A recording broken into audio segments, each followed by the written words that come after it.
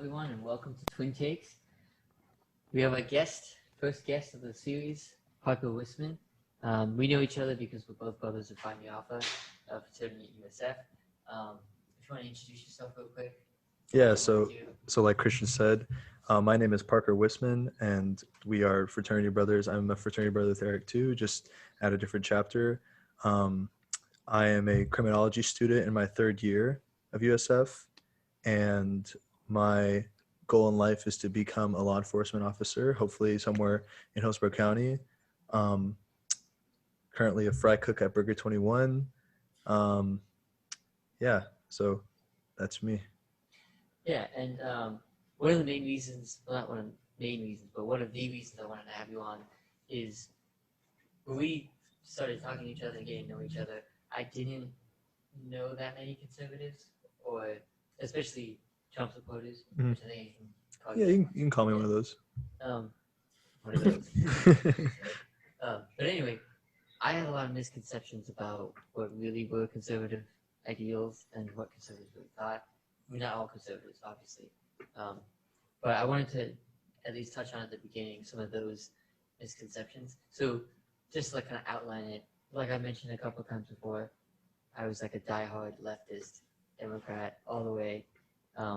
And the whole narrative on them is like, vote for us because we're not racist. We don't hate women. We don't hate gay people, which I kind of knew that wasn't true about all Republicans. But then I thought on the stuff that I disagree with them on, I was like, they're just wrong about things. But then getting to know that like people have different priorities in life, they have different ideals that they put in front of other ones. So if you want to say what you think people have that are misconceptions about conservatives. So I guess to kind of go off of what you were saying, when I came to college, my perspective or perception of like liberals and leftists and Democrats was kind of the same thing of what you said. All they wanted to do was to stop cow farts and no more natural gas, no more fossil fuels, anything like that. Wanted to abort babies up to the day they were born, like just stupid stuff that obviously doesn't represent that. And I think something that people get wrong about like the average conservative younger person would be that like we don't put people into the same boxes that like older generations do, or I would say some people on the left. Like, of course there are those people on the right who like to categorize all this group being the same and all that group being the same. But I think the average person you or I talk to like about conservative stuff, we try to judge people based on like them and instead of like what the ideas that we put onto them are, because most of the time that's not true. And something that I got from college the most was so far, the average person who like identifies as a liberal or a Democrat or whatever do you want to call it, opposite me, is equally as level-headed and equally as willing to talk about ideas, which unfortunately seems to be like the outlier when it comes to people in like the social media world. Like all you hear about from both sides is like the other side is like this, the other side is like that. And some people get sucked into it. I think the smart people, you and I, Eric, your viewers, I think the average individual who has a good head on their shoulders knows like that's not really how it is. That's like a caricature of like the political landscape. Yeah, and I kind of feel like most people, if given the opportunity, like if you don't get any information coming directly from someone on the right, you may build up this perception of them from what you're getting from the left.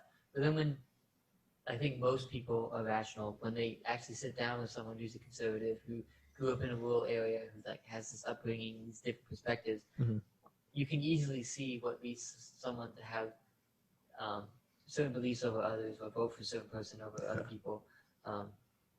Yeah, I think you also see the media kind of playing on this, where it's very easy for them to say all Trump supporters are Nazis, or all leftists or all liberals are communists. It's like, it's so easy to throw out those types of buzzwords and just paint your enemies.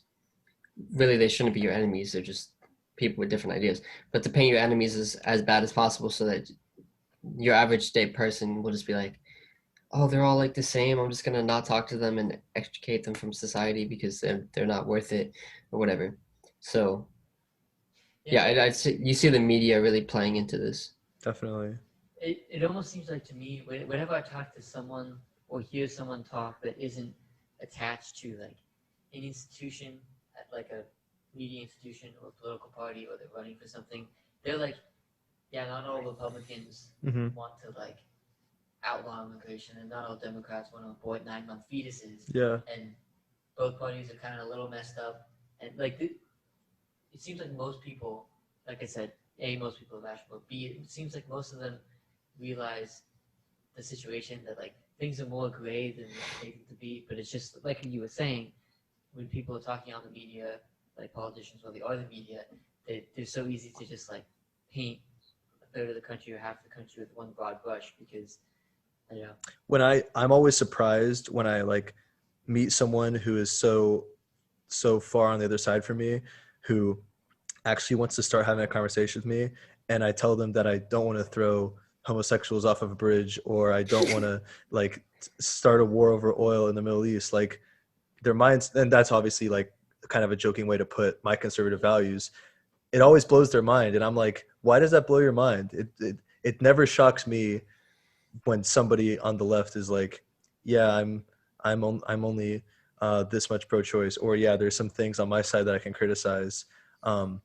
Like that never shocks me, but it always is funny to me how like I tell somebody something they're not ready to hear because they have a thought about me politically. I'm the conservative guy, and they go, their eyebrows raised like, oh, what the hell? But no, it's that person, I think, is maybe closer to the average than should be good, but like that individual who's surprised by meeting a normal human who happens to be on the other side of the spectrum is, I think it's common, but like I don't think it's really like the average person. I think the average person, like you were like we're both saying, like understands that there's probably some leeway within everybody.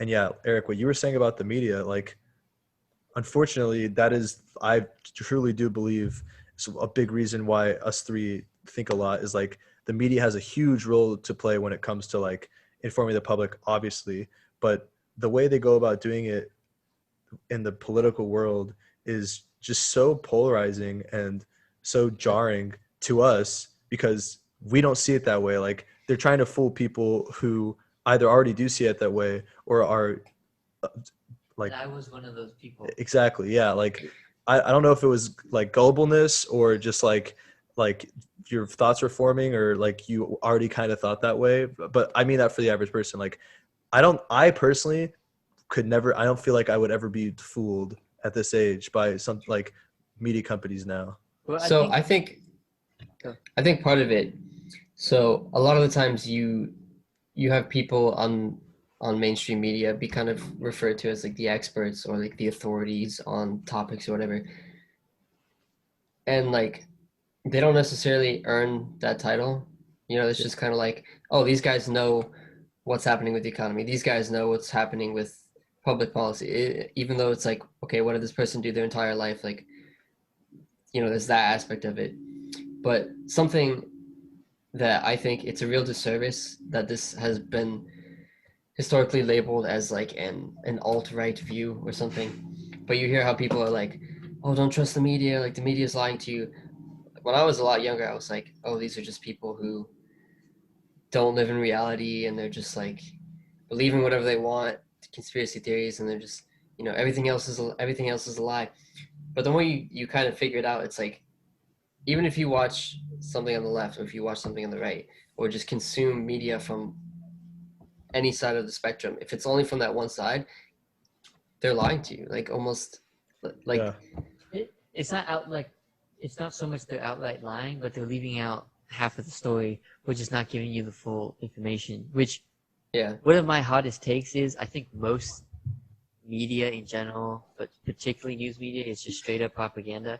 Either because you were saying you don't think you could be fooled watching media. I also don't think that, but 3 years ago I was, Yeah. and like since then I've learned so much. Like once you learn like the history of what the intelligence communities have done, what the presidents have done, like all this like shady stuff that they don't tell you about. And I mean, the media lied us into Iraq War essentially. Yeah. And not just them, but with the Of administration. course. And that happened again in like other military engagements where the media pumps up something given to them by official government sources that we have to trust.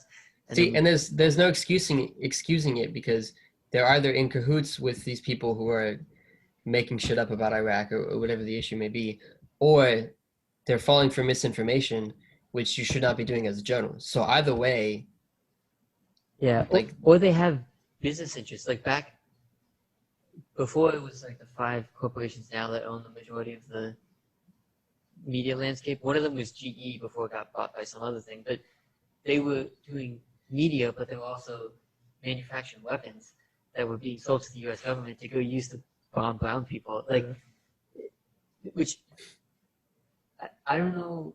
I feel like younger conservatives definitely identify with this, but sometimes when I talk to older people on the left, they're not as keen to admit like the backroom, like revolving door type corruption. That's like it's legal, but I don't know how you feel. Like honestly, I would have to say, like, I was just thinking about it when you guys were both talking. Like, the biggest reason I think older people trust the media so much and are like willing to take its word is because back then the media was actually good. Like, yeah, in this, like, albeit there was still a lot of like, I guess hypocrisy and deceit and I'm trying to think of one word, bias. There was obviously bias in the media. Like, it's kind of like the thing. yeah. But there was a hard-hitting reporting. Like, Watergate was done by, I think, the Washington Post or the Wall I Street think it was the New Journal. York Times. It was one of the big newspapers. Like, they cracked that story. They Like, did the depending on papers. exactly. Like, all there's that a stuff. throughout history back then. Like, I would say 20th century news media was very consistently like doing the right thing, I think, and for the most part, being trustworthy. But I mean, like, I would think that the younger conservative take now is just like, you can't really trust most media. Like, if you're not getting your opinions from multiple different things, yeah. amalgamating it and then coming up with your own ideas, like using the facts that have been sprinkled throughout all of the places that you've read, Yeah, then you're doing it wrong, which most people don't have the time or care to do. Like, it's just like, throw on Fox News, throw on CNN, MSNBC, or read the New York Times, and that's it. You know, like, no one wants to work hard anymore. It's mental obesity. yeah. I kind of like tagging on to that last thing you said. I have this hard line that I try and draw. I don't know where to draw it, but part of me feels that it's almost like a moral imperative as an American citizen to be involved in be absorbing news and information and like thinking critically about things because we live in a country that's founded on the idea of one man, one vote. Yeah. And everyone here, our collective votes decide where we steer the country. So if you aren't educating yourself properly and then you're voting on things you don't really know about, like, I'm not shaming people because I don't blame you because shit's fucked up. Yeah. But part of me feels like A, it's unfortunate, but B, it's almost like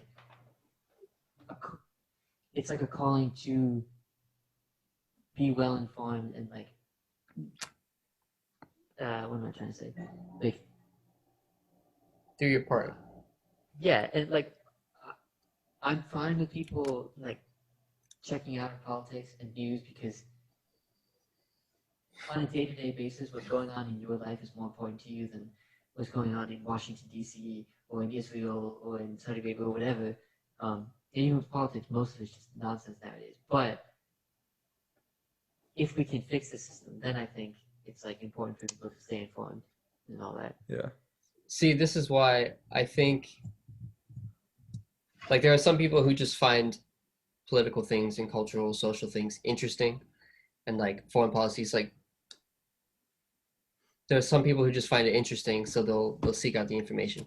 But for the ones who don't, but they still want to be informed or need to be informed, because really everyone needs to be informed.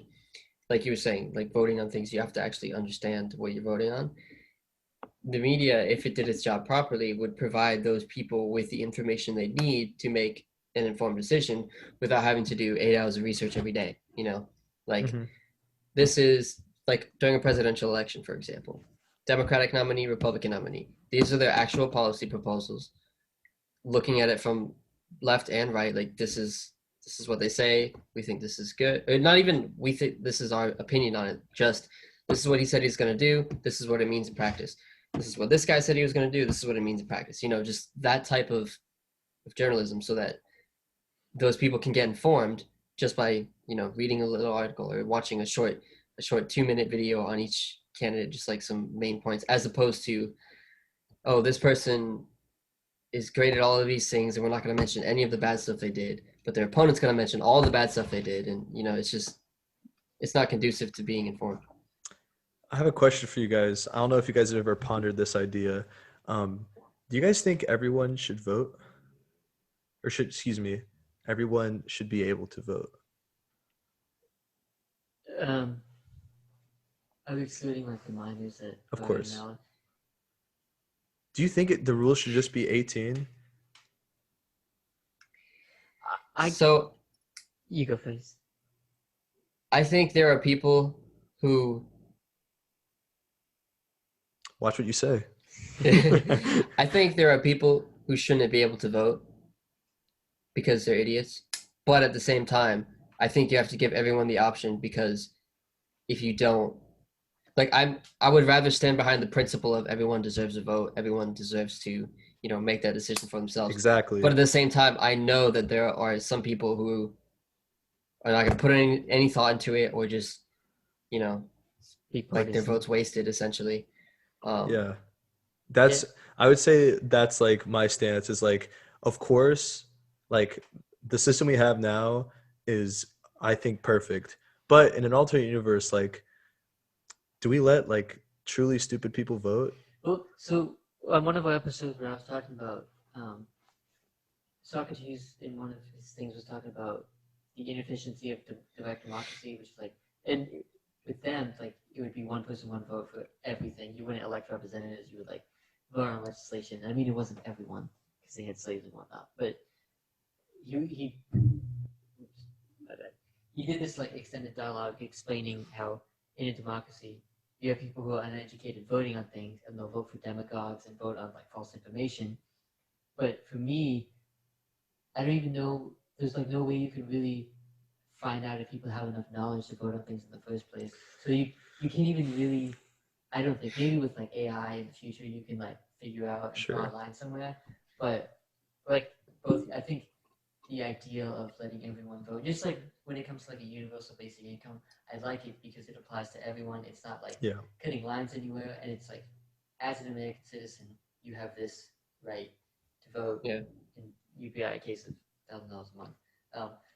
I want to lead into a question, because we were talking about like people not being educated, and I've admitted that it's not entirely their fault that they're not as educated as they should be. But when I think about what things will be like in the future, especially when our generation, like in 20 years from now, we've grown up with the internet our whole lives. Mm-hmm.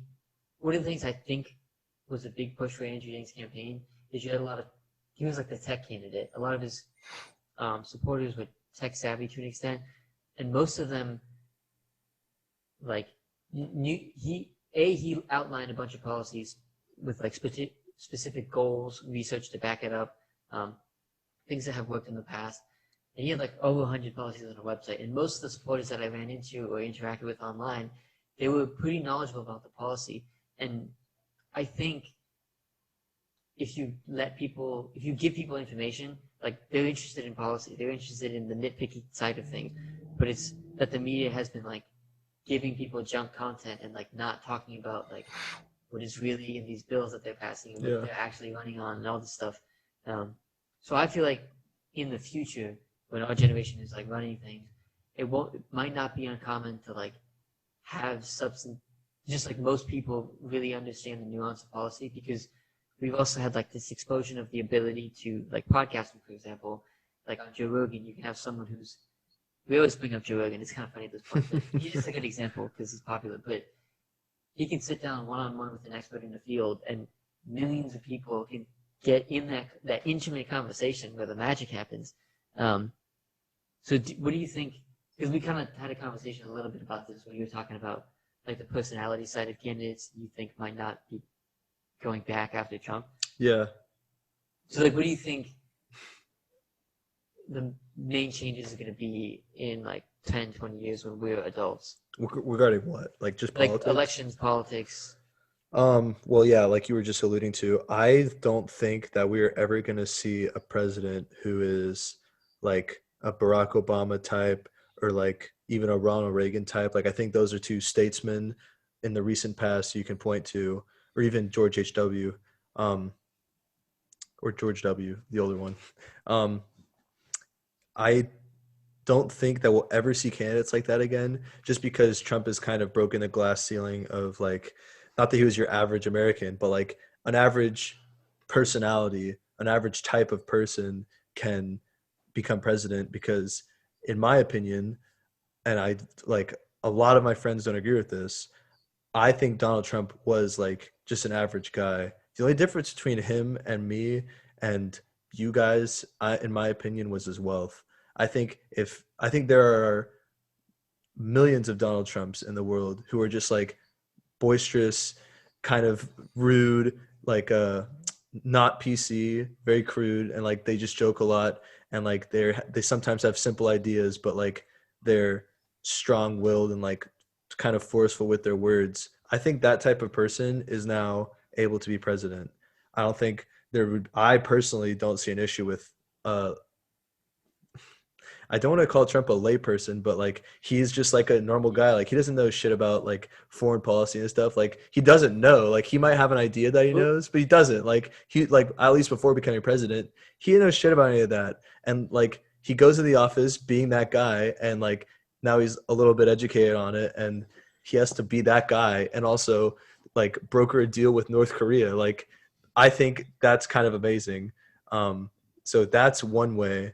I definitely think that like the prim and proper candidate, I think is going to go extinct soon. Definitely after Joe and Kamala. I think we're getting more divided. Like that's kind of the election thing, the biggest change I think for elections. But I think politically, I am like kind of worried. My biggest worry in like the dialogue is like, will we ever like be able to have like civil conversations again?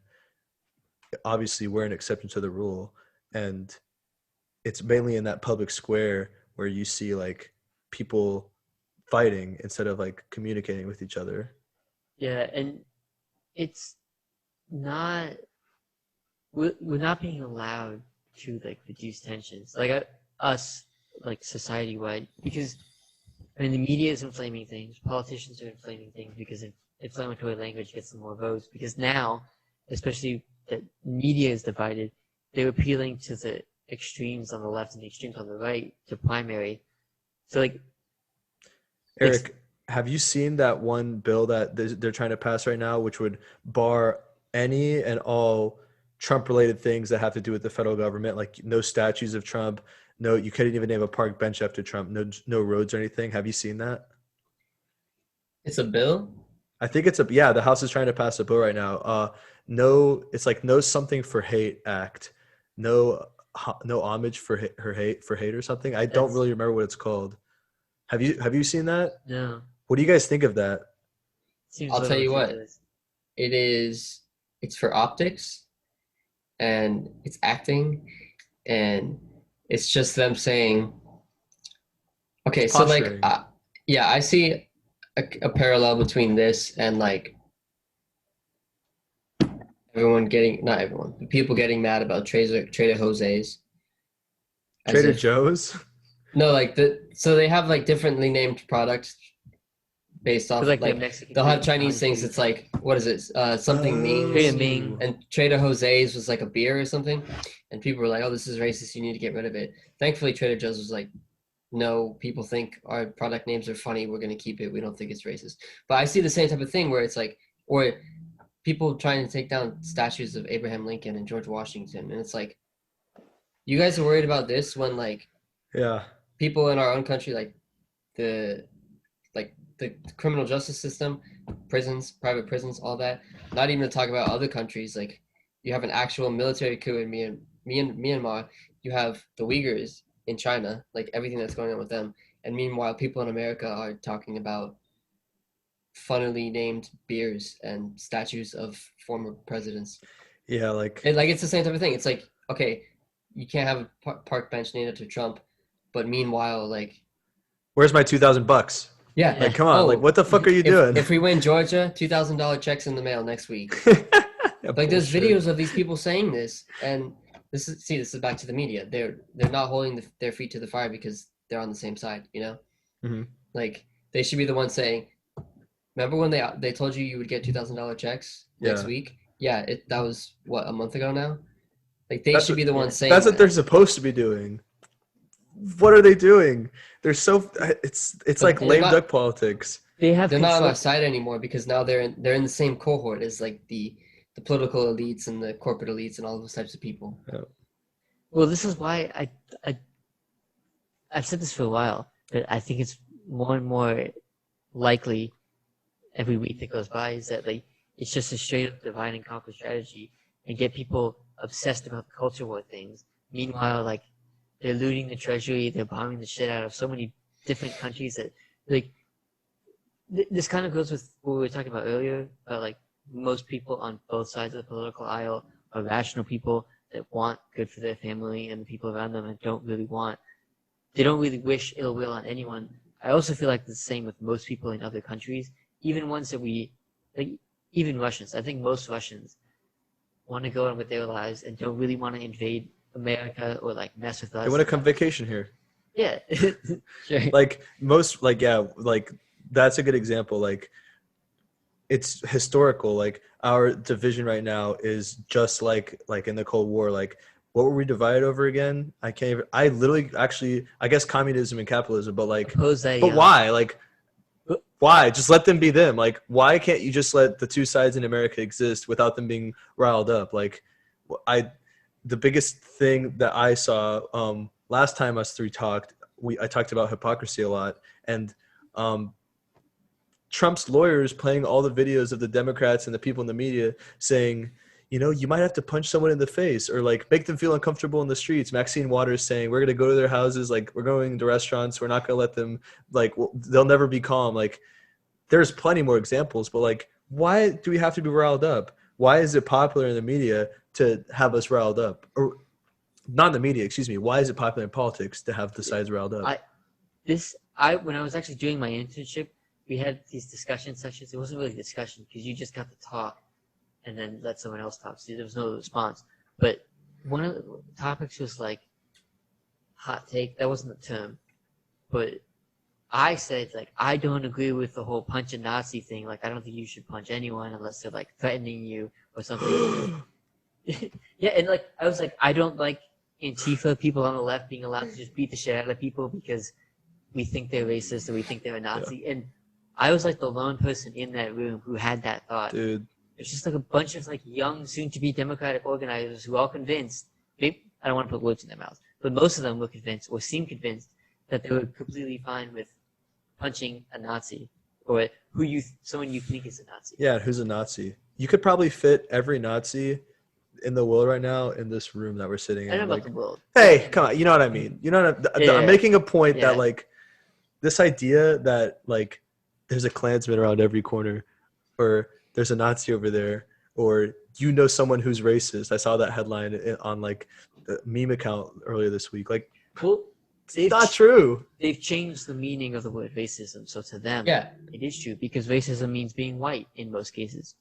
I was just gonna say a lot of what we're talking about comes from the misuse of terms. So when everyone who has ever had even one thought that leans conservative, they're a Nazi. Or when what are the things we're talking about? Like it's the same thing with like racist and all of these ists and phobias and whatever. They're so misused that they don't have meaning anymore. If you don't think the 60-year-old man with pink hair, little cat ears on, blue lipstick, and identifies as a 12-year-old girl, if you don't think that is what it is, you're a fucking bigot. Like, I don't know why that's If the world we live in. if you're a straight man and you don't want to have sex with a trans woman who has a penis, you're Transphobic. because like I don't want to get into this too much, but there is this like really big misuse of terms and like especially just like redefining old terms. Yeah. And now you have this idea that either you're racist or you're anti-racist. If you like outwardly you don't outwardly put racist behavior towards people, but if you are not like actively fighting what these people call racism and institutional racism and legacy of racism, Calling it out when their you see it. definitions, then Yeah. you are racist. See, what I see here is like, so everyone has the desire to be on the right side of history, you know, like it's such a cliche now because people misuse it, but like everyone kind of has that feeling, you know, like they don't want to be the guy who in 20 years is looked on as like, oh my God, how could people think this way in the past, you know? But what I see, especially with a lot of young people, is that through the misuse of these types of terms, you know, these people actually think they're fighting real Nazis. You know, they think they're actually fighting white supremacy, even though like Fascists. if you look at people, like if you want to fight Nazis, go back Yeah, to you missed your when chance. we were sorry. fighting Nazis. You know, like if you want to fight white supremacy, go back to when there were literally white supremacists killing people in the street with impunity, like on a daily basis. Like the misuse of these terms makes it so that anyone who voted for a Republican once in their life is now a Nazi, and you get to feel good about, you know, wanting to ruin their life. It's like you're not doing anything. You're not doing the same thing. I saw this post on Twitter that was from 4chan, which we shouldn't talk too much about 4chan, but it was basically saying like the reason why like, and this is like kind of like a more heavy side of I think my side's politics is like the reason why there is this bigger perception of I think from the left, the bigger perception from the left that there are a lot more racists is because and the example the post was white men, because that was who was like writing the post. White men have been told their whole lives like you're a piece of shit, like you're racist, and we evidently, I should say our generation of white men, we evidently live in the least racist time in period, or in not in period, least racist time period. Yeah. It is, I don't want to say racism is dead, but like racism has, I think, been solved to the point where like everyone knows what racism is. Everyone knows what's good and bad to do to another person. And I mean, I think we just live in a time where it's not the biggest concern. Like 60 years ago, you had a huge argument to make, but we live in the year 2021. Like, why is there still a divide, and why is one side still being demonized for the things that they have never done before and have been educated on?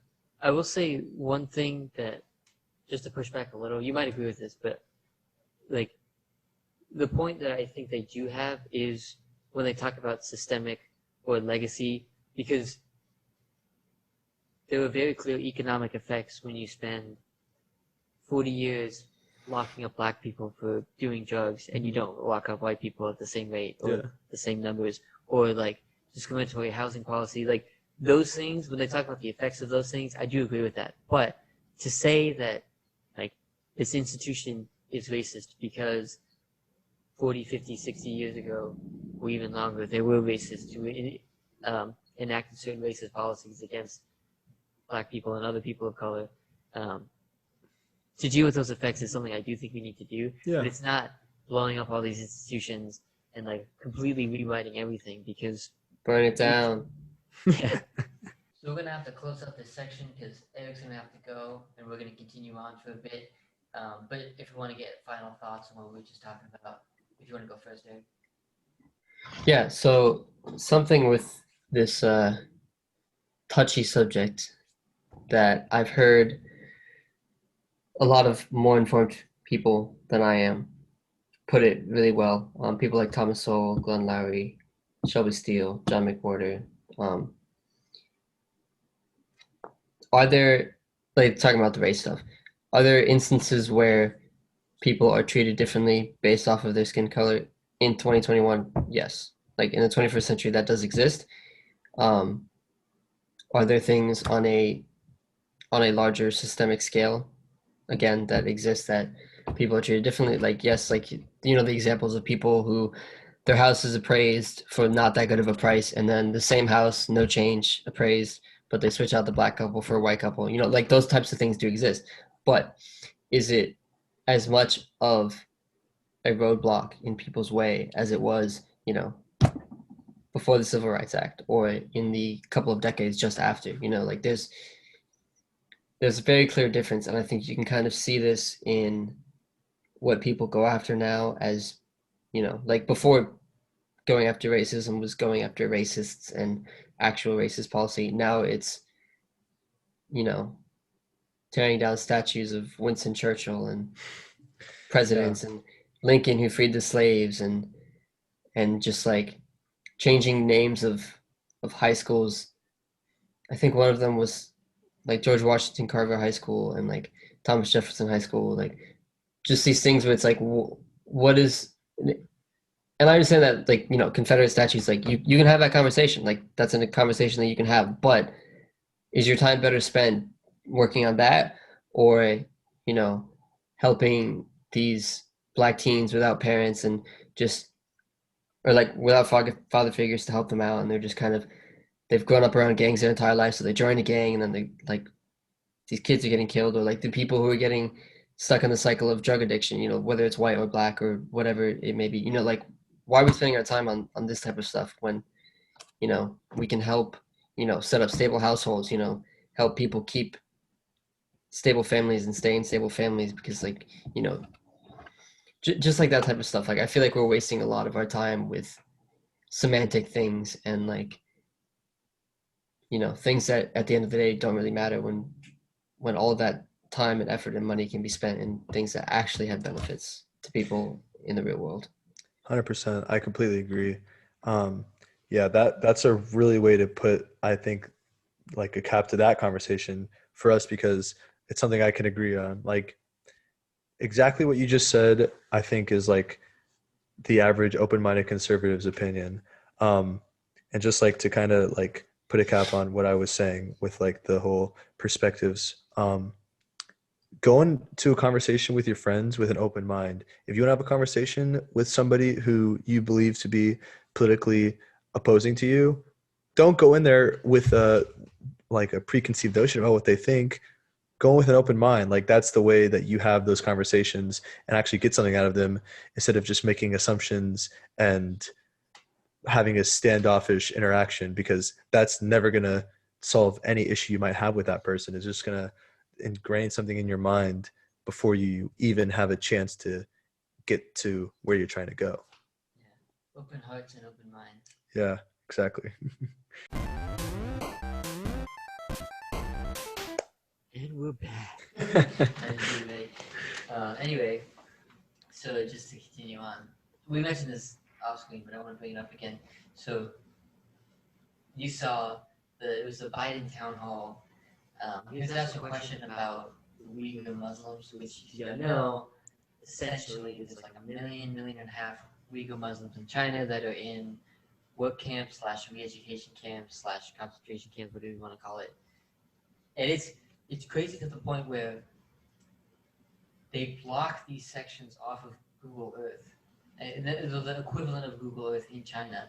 They're just like, you zoom in and it becomes like a gray square that's not satellite view anymore. And this one woman who was like looking into it, she was like I forget the term, but it was she was some tech person to do with this stuff. And she like took all these satellite images from different things and spliced them together to find where all these camps were hidden, because they were like undisclosed. But anyway, Biden was asked about it, and he essentially said something, I can't remember the exact words, but it was like, I can't push. Yeah, their culture is different. He was like, that's just the way, like, I know Chinese. Like I did it for 8 years.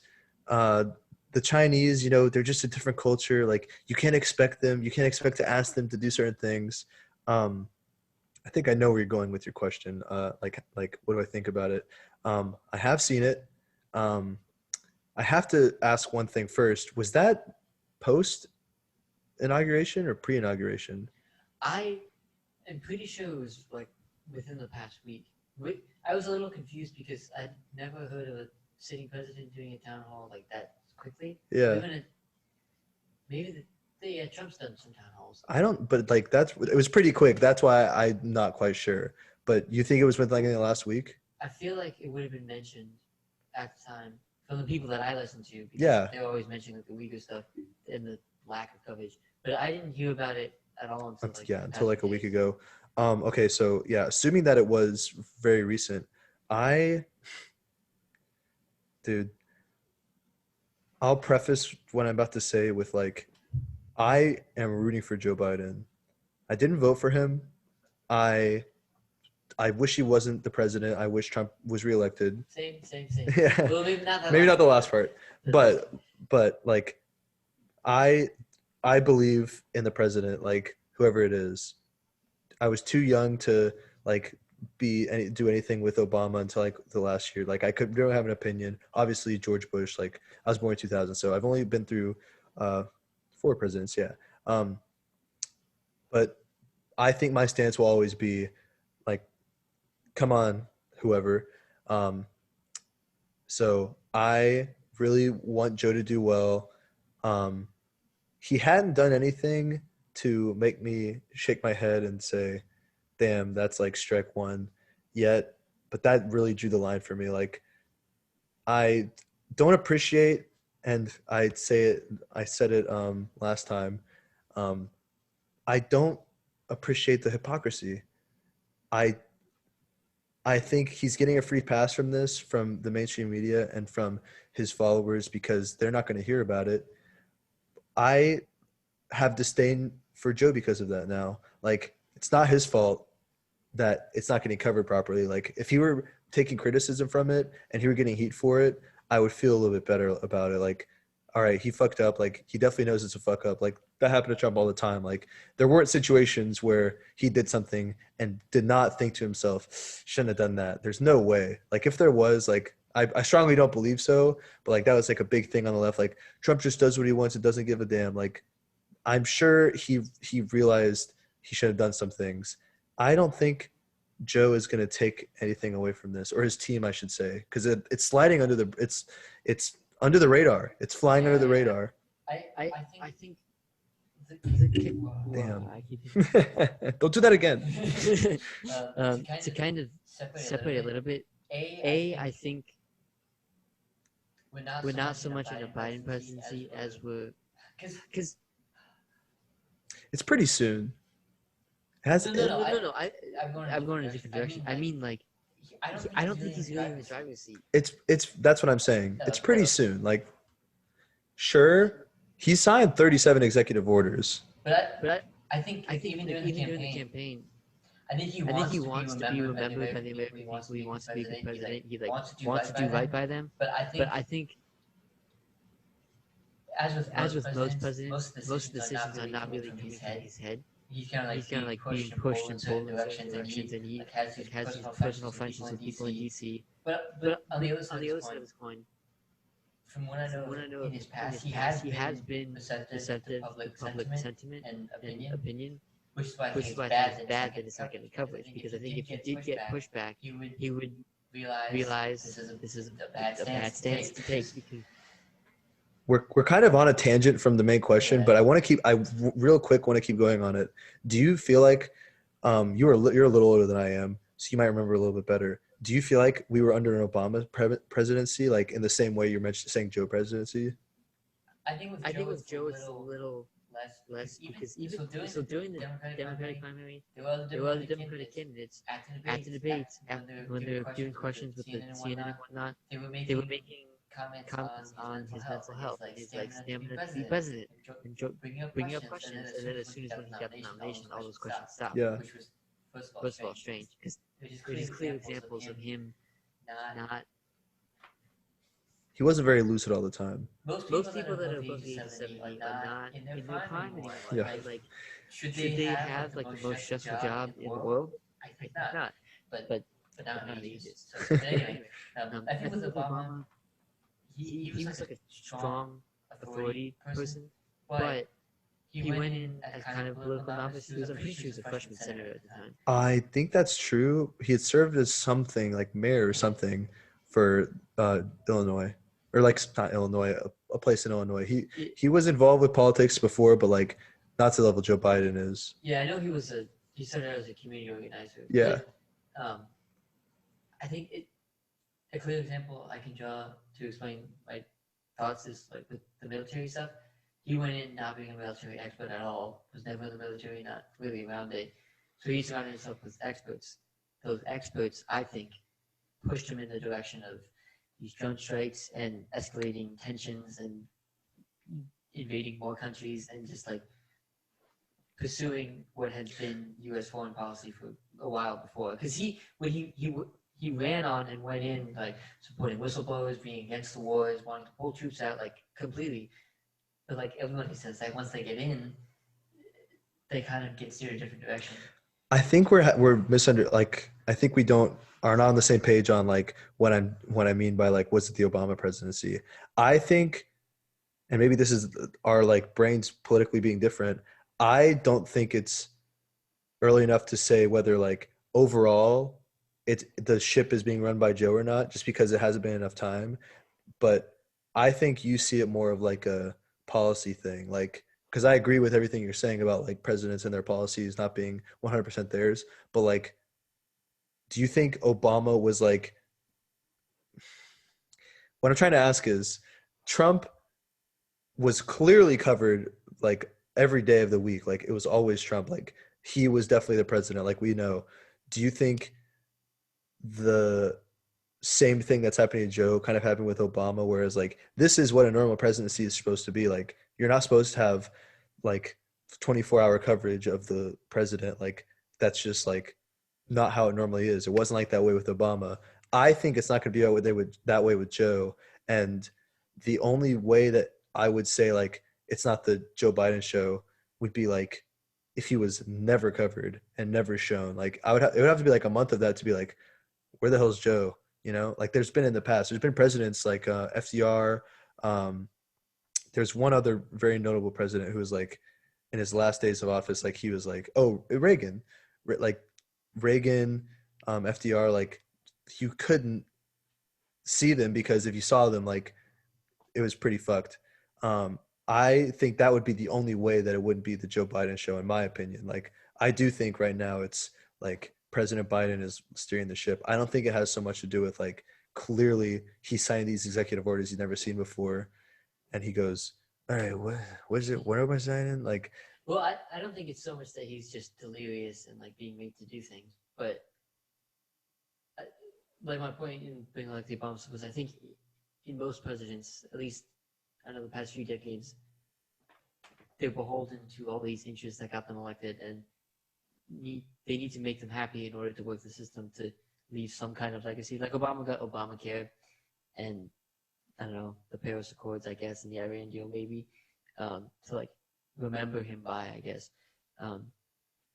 But I just think with Biden, because of the way things have gone, I think the reaction to Trump was like on the like establishment left, politically speaking, it was like this reaction to get people to think that now we need to like give more power over our lives to, because against Trump, which I think was probably one of the worst things about his presidency, not about him in particular, but that the response from the quote-unquote resistance, these like leftist people, was to team up with Rick Wilson type Lincoln Project Republicans, who we know are scumbags. Yeah.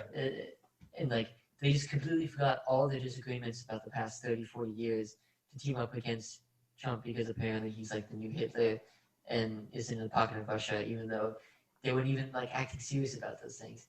I just think like because of that response, there's just like this machine that is controlling things. That's not necessarily just Joe Biden wanting to.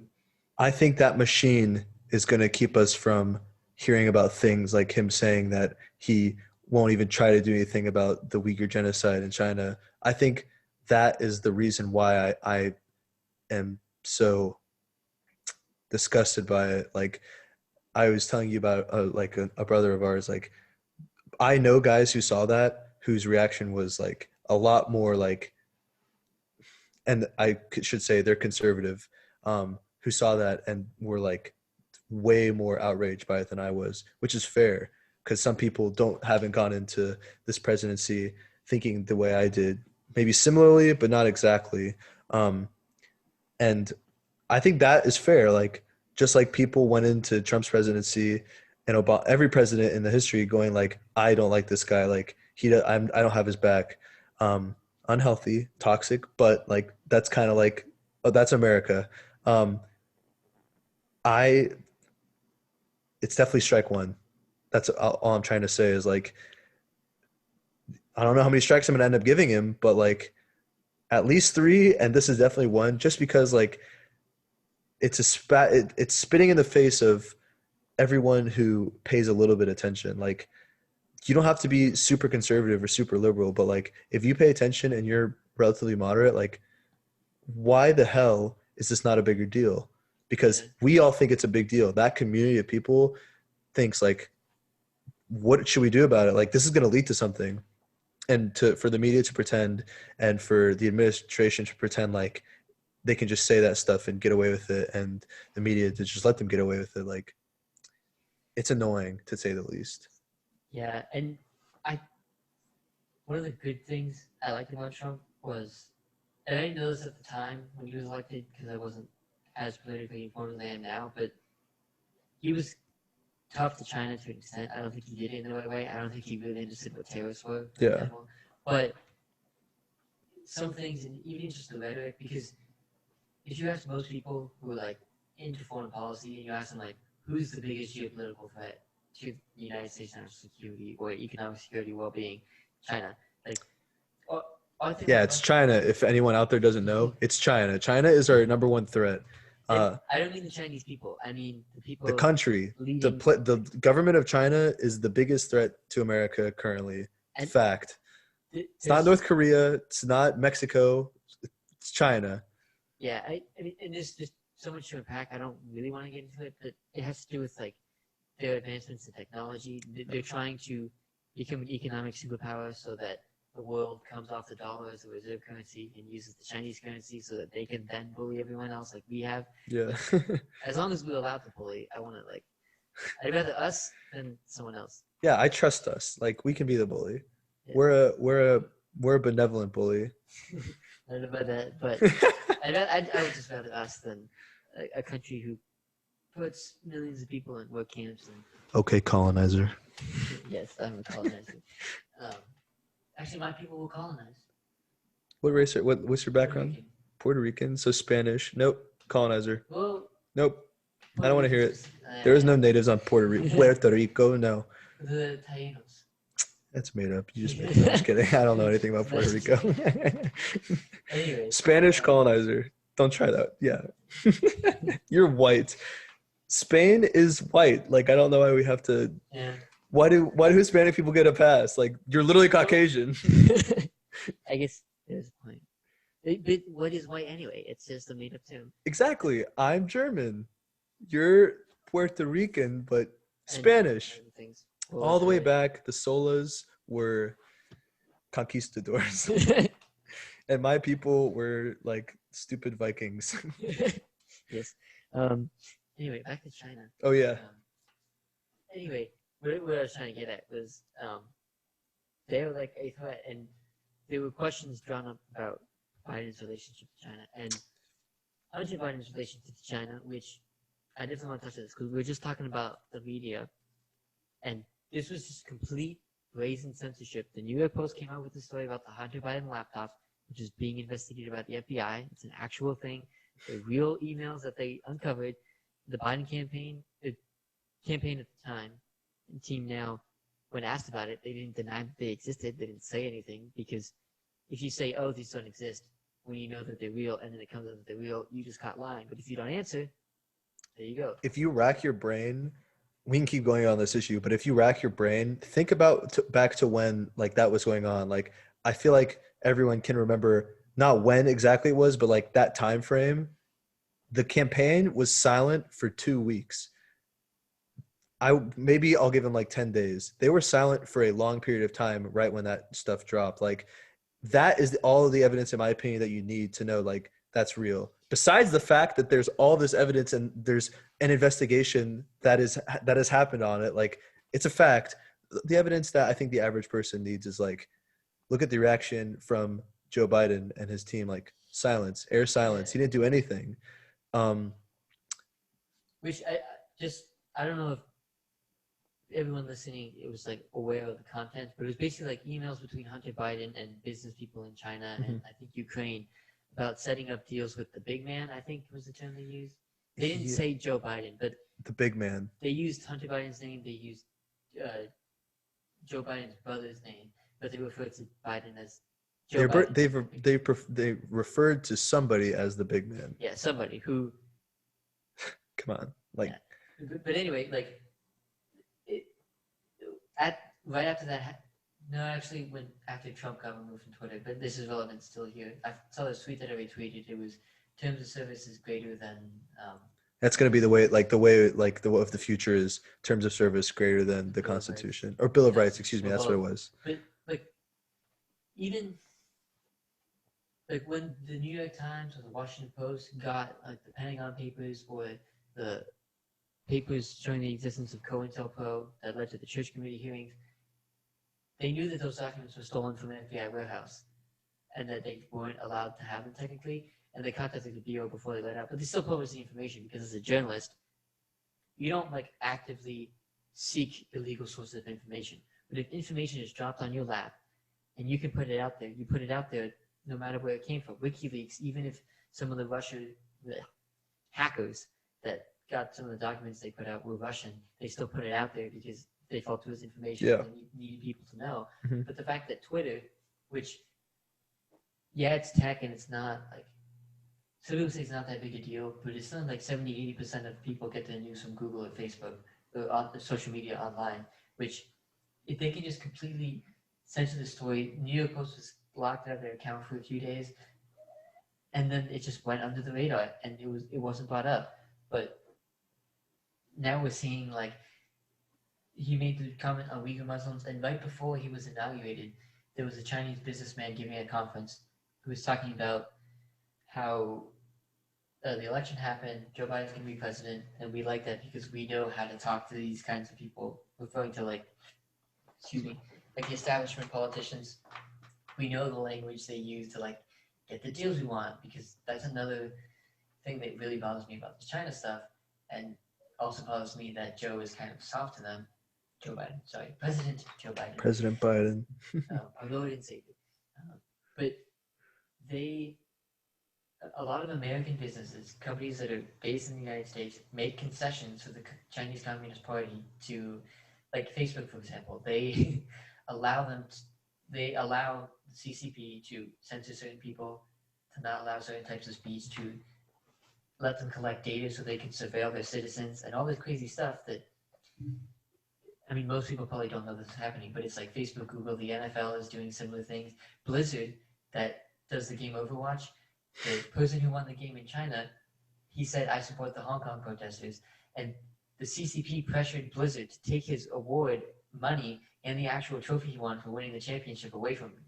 They later gave the award back, but they kept the money because he supported the Hong Kong protesters. And the people who were boycotting Blizzard for a while. This is insane because they're literally selling out, like, it's a different country, but these are like ideals that are American, and they're selling those out just to get access to this market.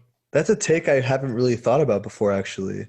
It's not, I think of it more as like an assault on like American, I would never have put it like that, like it's an assault on our ideals. I just think it's just like absurd to be, I guess it's more of like a nationalist take of mine. Like, I think it's more absurd to sell out to another country, like regardless, like, but yeah, like the reason it's bad is because like those are things we hold sacred. That's why like we don't want that to happen. I think it's more, my take is just more simple that I've always had about it. Like, but yeah, it's sad to think that like you were saying, politicians, companies are bending the knee to this superpower that we're at odds with because they are diatomically, I don't even know if that's the right word. They are completely opposite, completely different from us, and we are just accepting it as a nation, kind of. And the reason we brought it up was like the China stuff with Joe Biden. Like, I think there's worse things he can do than say, I can't change like the Uyghur Muslims. Like I can't change that situation. Of which I think the worst is just like letting China have these things um, unanswered, I guess. Like not doing anything about it. Um, not just like saying one thing about them, but like just being coddled or letting them coddle us or coddling them, I should say, and letting them like do whatever they want to us. Um, that is like one of the biggest things I wanted from him. I always said to myself, like right after he got elected, because I like immediately, like after the second night after election night, I was like, he won. Like, there's no way, like, just not going to happen for Trump. Um, I was like, the two things: don't expand the Supreme Court, don't touch Second Amendment. Like, those are like my two things that, like, if you do those two things, I I might go get involved in the Capitol. Not really, but like I, those are my two biggest issues for a president. Don't touch those things. There's issues I have with like the House of Representatives and the Senate, but like a president has the power to put Supreme Court judges on the bench, as many as he wants. A lot of people don't remember that from American history. He could do it as much as he wants. So this is like a hill you'll die on. That is a hill I am willing. Obviously, there's other ones like free speech. That like those are First Amendment, Second Amendment are the two I'm willing to die on. But when it comes to a president, I don't like you if you add seats to the Supreme Court. That's like kind of like the Venn diagram of things. That's The Second Amendment is very important to me. I don't think there's any real threat to the Second Amendment. I don't either.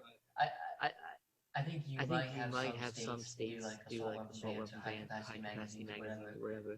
But I'm actually interested in the Supreme Court stuff because Yang proposed adding seats, and I was not familiar with the argument. But then I like listened to justices talk, but experts and legal scholars, and I'm partially accepting of the idea, specifically because I've come to learn that like I used to think the president is corrupt because the way we elected it, the parties we elected, the thing was not great.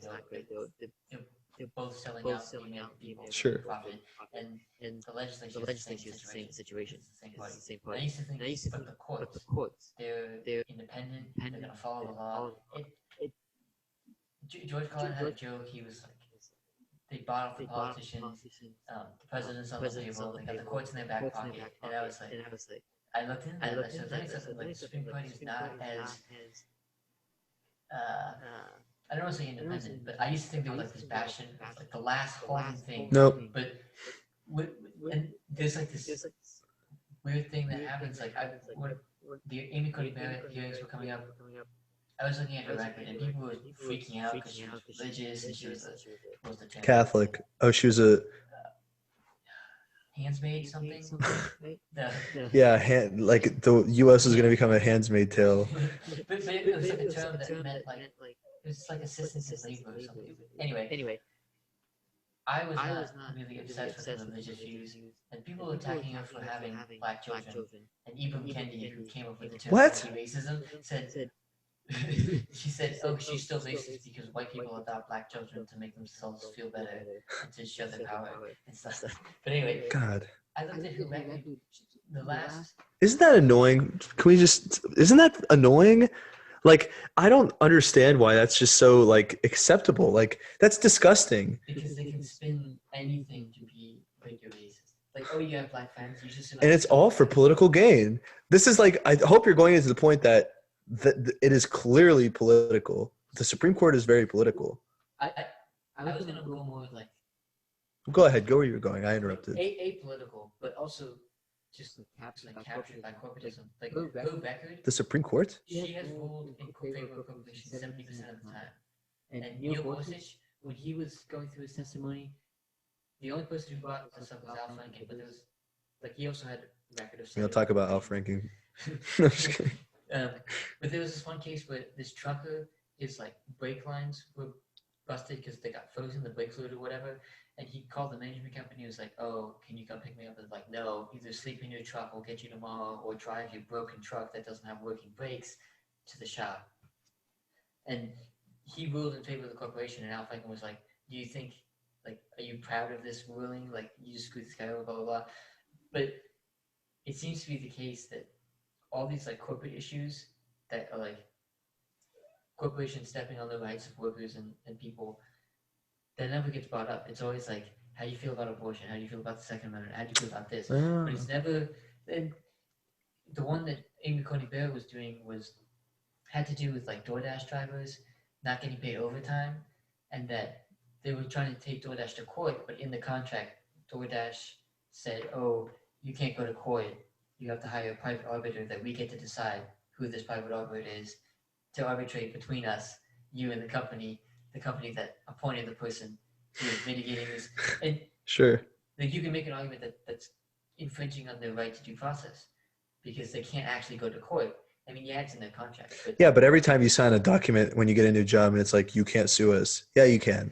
Like, that's weird. Like, what I'm saying is that's weird. Yeah, Like, I don't know why that's that does seem, and the point I'm making up is like that clause in your documents that you signed for your job, like that usually doesn't apply. So if that's true, what you're saying, like, yeah, it seems like a big overstep. And she ruled in favor of DoorDash. Really? There's like other cases. I don't want to like get into all of them, but I just feel like it's another one of those things that when it comes to like economic things, the economic power side of things, it's not talked about. It's all just culture war. Because when Ruth Bader Ginsburg died, the entire conversation was, we can't let them appoint someone because they're gonna Overturn Roe v. abortion, Wade. or the Democrats are gonna repeal the Second Amendment, or whatever. Those things probably aren't gonna happen ever, but they always use them every election cycle to say, you need to vote for a Republican president because of the Supreme Court. You're blowing my mind right now, actually. Really? Kind of, because like I always do, like the last part we were talking about, but yeah, there's so much more to it than the culture war stuff. Like that stuff is probably never going to happen. I don't know if we were just talking about it on the break or during the podcast. I don't think the Second Amendment is ever going to get repealed, but an attack on it is just as bad, you know? Oh, excuse me. It's just as bad, in my opinion, because I don't need something so sacred to me to be like messed with. Like I wouldn't shake this container just because like there's shit in it. Like I don't want to do that. I don't want to poke that bear. I don't think that bear will ever get poked though. Yeah, I know what you mean. 'Cause I feel similar with like free speech. Yeah. Because I get frustrated over like the little nitpicky things to do with free speech that most people don't care about. Because if you attack that little thing, you get a little more, and then suddenly. Maybe I would die on the hill of the Supreme Court. And what? So before we keep going into it, what's your take? Like, the reason I'm open to it is, I think, because what Yang wanted to do was add seats, but also add a new mechanism of selecting justices. So it's not that when someone dies, like you would have term limits or an age, so that you don't literally stay on it to the day you die, just so that your team can get the win or not allow the other team to win. And it would, I forget the exact mechanisms he proposed, and I'm not even particular about the mechanism, like the particular mechanism, but just a way that it's like an independent body that is nominating the judges to then get approved by a bipartisan majority. I'm listening. I just want to keep talking because I just want to look up a fact on my phone real quick. Yeah, it's basically just a mechanism so that you can nominate justices that aren't super partisan, that are like nominated by an independent. Basically, it was, I don't know what the levels of organization in the bar, but it was something in the bar that would like nominate that the justices to be appointed, and there would be term limits. It was like, at least Yang's proposal, like 18 years. So then you can make it over time less political. The only reason I'm open to adding seats is because even if you do change the mechanism, I feel like it would take way too long for people to die off and have new people appointed to the new mechanism to make a difference. So the only way that the difference would be shown is if you added justices. But you could add, like, say you add 4 justices, you can make it 2 and 2, which I'm trying to figure out. Sorry, I should have said what I was looking No, up. no. I'm trying to figure out how many justices have died in court and how many have retired. Um, I feel like the number is a lot bigger. that are retired. Yeah, like I think I got a number. I think it's 36 because there was an article written. Hmm. Oh, um, no, yeah, Antonin Scalia is from this article, so it says 35. 36 justices have died in this, like on their seat in the Supreme Court. Um, and how many justices are there? Well, another thing, just while you're looking up, Sure. I wanted to touch on. So I was always annoyed how they talked about the Supreme Court as a liberal, conservative majority and Mhm. minority because you're making it political by talking about that. But then I learned that it's not political conservatism and liberalism; it's in reading the law. And Yeah, it's a big I, difference. I listened to a bunch of interviews with Scalia and some other people of the conservative side, Mhm. and I have to say I agree with them because their point is this is what the law says. We are to interpret it by what I forget the exact terms he used, but it was like the meaning, the common meaning of those words at that time by the people that wrote these words down. And That's like pretty much what he said. yeah, and I agree with that because like the other side is, oh, we're going to interpret it for things today. But I strongly feel like if you read something that was written in the past and it doesn't cover something today, you make a new law. Yeah. That's what Congress is for. You don't just like reinterpret things because then you can reinterpret them indefinitely all the time. Okay, but real quick, 114 justices have sat on the Supreme Court. 35 have died. Um, just quickly to touch on like maybe like pushback. Um, I don't necessarily agree with term limits on the Supreme Court because of the simple fact that most Supreme Courts retire. Um, and Antonin Scalia wasn't even like that old when he died. Like it'd Well, be that was a huh? special case, wasn't it? Why? Did he die of old age? Or? Yeah, I think he just died. I thought it was like a heart attack. I don't think so. Yeah. But, Well, even when they they don't have to die for it to be like inadvantageous because they can choose to retire at a specific time. yeah, So they know the president will appoint.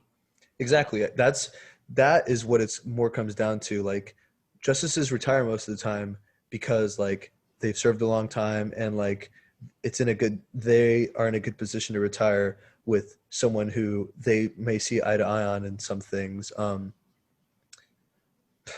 Fortunately, Ruth Bader Ginsburg like stayed in the court long enough to see it not work in her favor. Like obviously Amy Coney Barrett and Ruth Bader Ginsburg are pretty opposite. But I don't think that the Supreme Court should. What did I interject for? What were you just talking about? Expanding. Expanding, yeah, but like I just don't think that the Supreme Court should be expanded because like oh, you're talking about laws, like writing laws. I don't think it should be expanded. And I think that what you were just saying about like writing new laws and stuff, how would you go about writing a new law for something like the Bill of Rights, like because Well, obviously there's some things that like could be changed in the Bill of Rights. I think like it has an amendment process. So, like, a good example, I think, Ruth Bader Ginsburg herself on the Roe v. Wade decision said, "Well, I agree with the result of this decision. The way we got here, because it was using the Fourth Amendment, right to privacy." yeah, which that's how they got to the decision. But she was like, I would much rather there be a law on the books saying abortion shall be legal except for whatever stipulations, because then it's clear. Because now it's always like, oh, are they going to repeal Roe v. Wade? Are they going to solidify Roe v. Wade more with some other case? And it's like I like the idea with precedent, but you get in these strange situations where just because the court said something, like the legal standing for Puerto Rico is that it, quote, belongs to but is not a part of the United States. That is insulting to millions of Puerto Ricans. It's pretty strange. Yeah, and there's like no recourse except to have a current, because that was a Supreme Court ruling. The only way to overturn that is have the Supreme Court now overrule that precedent and define it as something else, or have Congress make it a state, or they're not going to get independence, but make it a state, which I don't know. I just think it's how do you pretending how do you do that when you have these decisions? Like what you were saying is you can't make a law about that because there is a decision. The only way that it would change is if the Supreme Court was met with like a law and they changed their mind. Like you can only there's only one situation for the Supreme Court, which is reverse that precedent. Well, like with the Puerto Rico thing, Congress could pass a law making it state. The Supreme Court would have to Approve. it has to run by the Supreme Court, and they would have to say, yeah, we fucked up in the past. But they can say it's yeah, exactly. If they don't say it's unconstitutional, then that's the change of the precedent. You know, like same thing. Like if Joe Biden wrote an executive order and said all guns are banned tomorrow, and the Supreme Court didn't do anything about it, they're repealing the Second Amendment because that law is being put into law. You know what I mean? Yeah. By not saying anything, letting a law pass is like that's the precedent now. Well, it doesn't necessarily come up to the Supreme Court unless there's an appeal or a lawsuit. I think laws that are written, I think they're all like, at least on a federal level, I think all like constitutional amendments are ran by the Supreme Court. Well, I don't know if a statehood would be a constitutional amendment, which we're kind of talking out of our expertise here. That is very true. Like I don't know shit about this. I have cursory knowledge. I think we both do. Yeah. I don't know, and I think this is showing like our ignorance to the issue. But like, this is what we think. Like this is the knowledge that we have. Like we could definitely be more educated on it. But like, thanks, fucking Legacy Media. Appreciate you. Never letting us know anything. I don't know. My biggest thing with adding more seats is the Second Amendment, because you could have a law come through, get sued out the wazoo for being unconstitutional, gets up to the Supreme Court, and now instead of 9 justices, it's 13 or something, or a ridiculous number. I think any more than 9 is a ridiculous number. But like putting seats on is something that I am afraid of because of the Second Amendment, because of the First Amendment. Like the more chances you give for people to dissent on something so important, the more likely it is that there will be someone poking it. Because like, fuck it, I might as well poke it. There's 15 people who are here to judge it instead of 9 now. Yeah. Well, I don't know, I'm only open to it because like the things I mentioned, and I know there's a lot of other systems out there. Like Japan's like equivalent of the Supreme Court, they have something like 70 to 100 justices, but only it's about a dozen meet, and they just cycle who meets, because I think we have this issue where like there's thousands of cases that appeal to go to the Supreme Court. Not all of them get there. I just read a paper on it actually. They only take like, I want to say 200 every year, and I think it's like they get something like 2,000 to 4,000 like sometimes. But yeah, they take a very, very small minority, and 200's a lot. Like that's above average. I think it was the article I was doing it about was saying like in 2016 or something, the Supreme Court read 200 cases, and that's not like normal. They don't see a lot, and which is a good thing. I mean, they shouldn't be ruling on everything under the sun. But if we were in Japan's system, maybe you could have a forever rotating circle of this, just like these justices meet about this, and then it rotates, and then like that group meets about something different, you know? But that's how it is, and I think that's cool because then you're not relying on 9 people to hear every single thing. Like you can hear more if you need to, so it's like more leeway. But just the fact that there's like one of the most interesting things to me in like my political science studies is learning all the different ways to organize systems. Like kind of moving on to a different topic at this point. Sure. But like I like this a lot, and I feel like one of our houses should be this way. But proportional representation, where you vote for a party. So like, I mean, this works if you have more than 2 parties. It works better.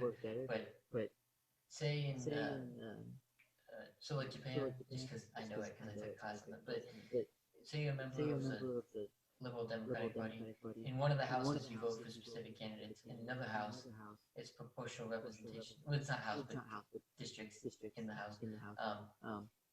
You vote for the party. So say you would vote for the LDP. Within the LDP primaries, you like pick people. Sorry, let me think of a better way to explain this. So like you vote for the party, and say your party gets 20% of the votes. They get 20% of the seats for that district. In some countries, it's 20% of the entire parliament because it's just national. And then the party picks the number of seats proportional to the 20%, so that like the socialists pick socialists they want to fill the socialist seats that they got in the percentage nationwide elections. So then, even if you're a third party that gets 1% of the vote, you would get what, 4 seats in the House, which is something. A lot of people don't know this, but most of the West does this. This is, I can't remember exactly what the form of government called, but it's like a proportional democracy, like you said. Israel does it. Like every country in Europe does it. Canada does it. Japan does it. I think Australia does it also. Like the Western world has decided this is a good way to do it. I think it's a good way to do it. And maybe it's a good idea to have the House of Representatives to be like House of Representatives to be like that, and maybe the Senate be like the bigger picture idea groups, like two clashing things, and one where it's like caucuses of different groups.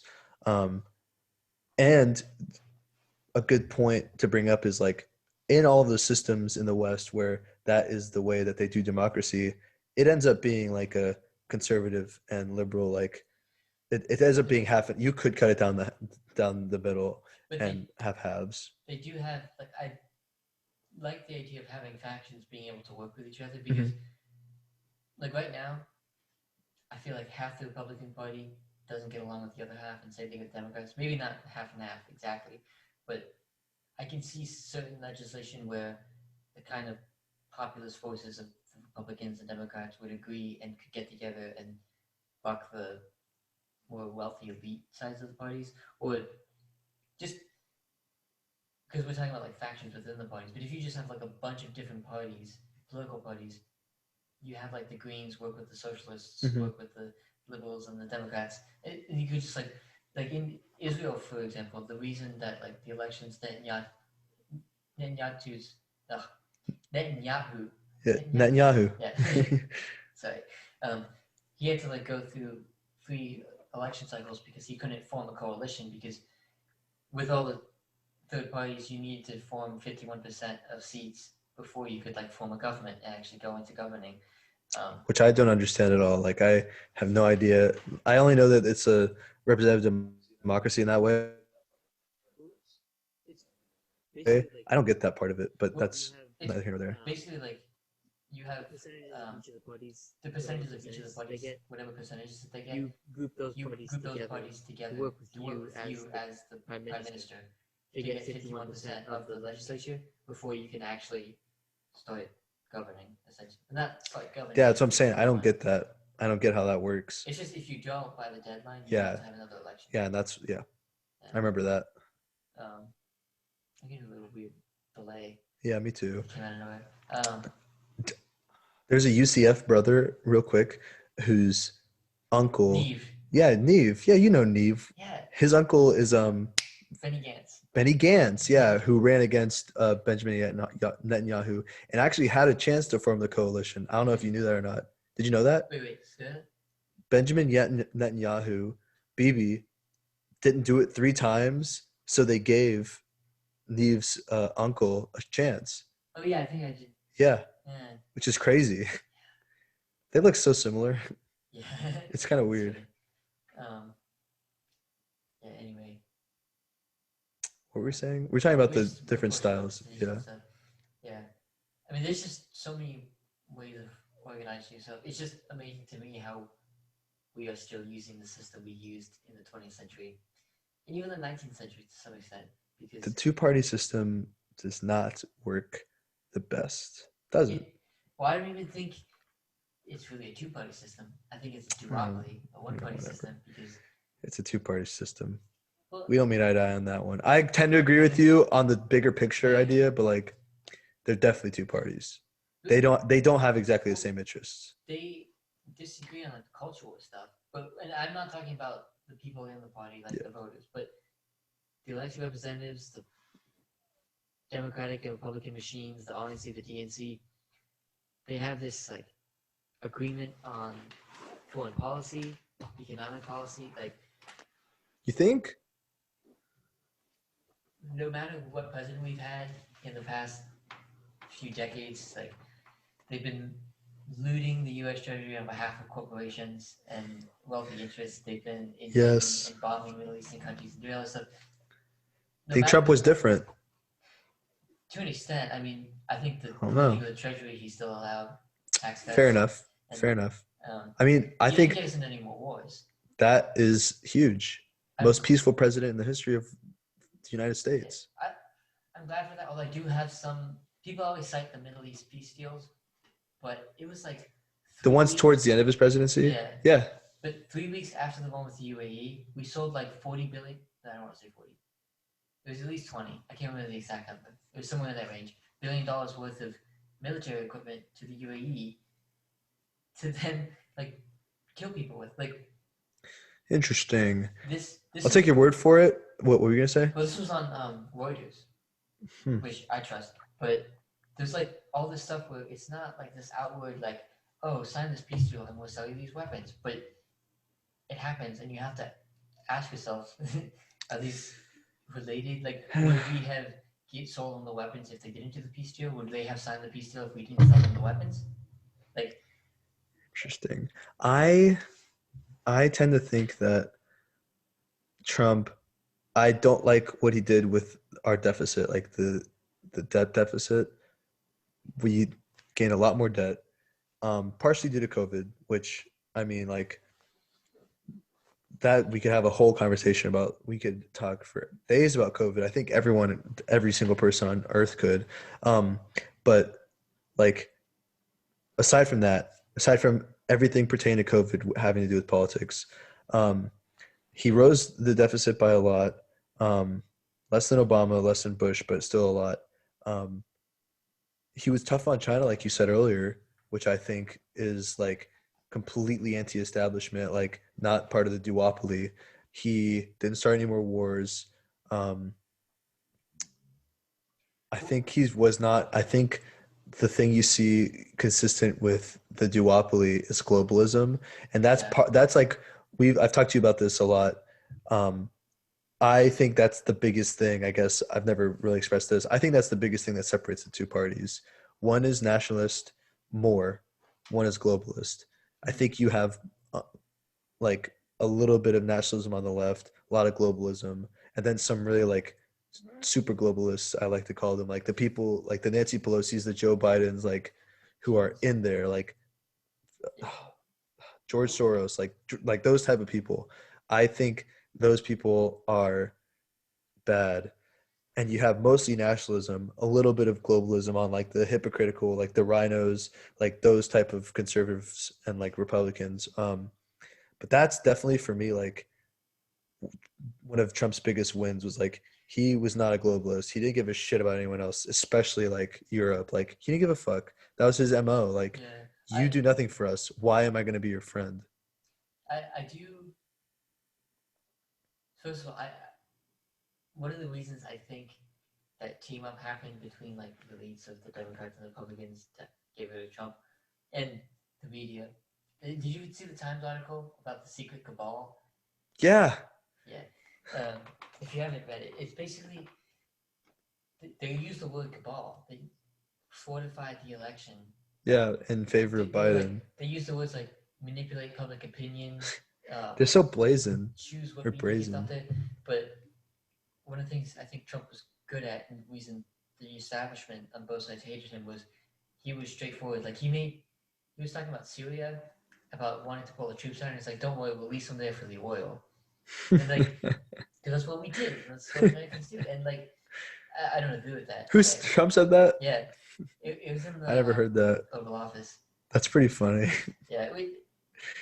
Because like, at the end of the day, like, that, you're right. Like, there's your point. Like, Trump has that in him. Like, he has that little part of like just every other president we've ever had in him. Like, I think for the most part, you see quite the opposite. Even the fact that he said that, like, I give him credit for saying it and just being honest with people and like not saying, "Oh, we're gonna spread liberalism, and democracy, and rebuild our country." 20 years later, we just steal all the oil, Yeah, and whatnot. But they don't. The establishment don't like that because I don't know. it's exposing them. Yeah, and what they kept accusing him of time and time again is stuff that they had done for decades before him, that they were just like projecting onto him because he was like pointing out all these things, and he made people pay attention to politics again. And they were screaming about like, the children in cages. That was an Obama policy. I'm sure there's someone who's listening to this who's thinking to themselves, what about this that Trump did? What about that? Like, I'm not going to say he's infallible, like, because I just don't believe that. But like, some of the smaller picture issues that people had with Trump, I personally am just not interested in. Like, I don't know if there are any off the top of your head that like really stuck out to you, but like one of our brothers, Nick Pavoni, I'll name drop. He liked to like show me like smaller things that he did, and like that in hindsight, like I completely understand people having a big deal with, and it's not even like he was like the biggest opponent to Trump and like he hated him, but like he always would show me these things, and most of the time I found myself just thinking like, okay, like, yeah, just because like it's not within my realm of, not even just like in what, yeah, like there's just some things that like the kids in cages thing, I wasn't super like, what do you think's going to happen? Like, what's the alternative? You come over the border illegally. We have these laws put in place. We're going to separate the kids from the adults. Like, that's what every society does when adults commit any other crime. What? You detain people when they break the law.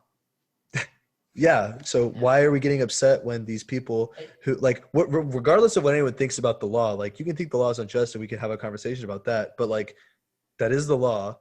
You separate people when they break the law. You're not going to put minors in with adults. There were some conditions that were not great, which I don't know what of all the things that I heard were accurate. They were talking about, yeah, exactly. They didn't have a toothbrush. No, the poor people. I mean, as a parent, you have to assume what's going to happen once you get here. I'm taking these off also. Yeah. That was like the first thing I don't want to say right when it was happening, but like I would say right when Trump started bringing that stuff up, I brought it to my parents like, what do these people expect? Like you come across the border, like there's a possibility you're going to get caught. Like there's a possibility if you're bringing kids, like you're going to be separated. Seeing criminal people to help smuggle them in, so they know they're breaking the law. I can't remember what the number is. I listened to, excuse me, I keep forgetting that we're redoing this episode. Oh yeah, we haven't mentioned it, but our last episode, the audio was just garbage. Yeah. For us, so we're re-recording it. It's 12:45 at night right now. So we're both out here. So I keep on like trying to remember back to things I said and like kind of try to restate them.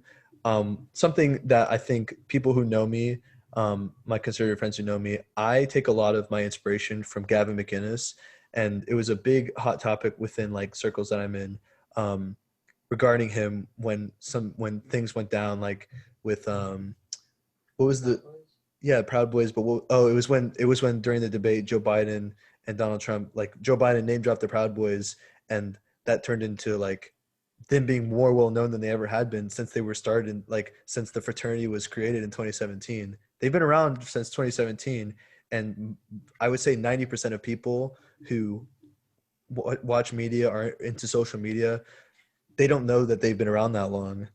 I think maybe not that they've been around long, but I think people on the left were more aware of them just because, like, Antifa is on the left. I think fair enough. Cowboys is sure. Antifa is on the right, like how the right's always talking about Antifa.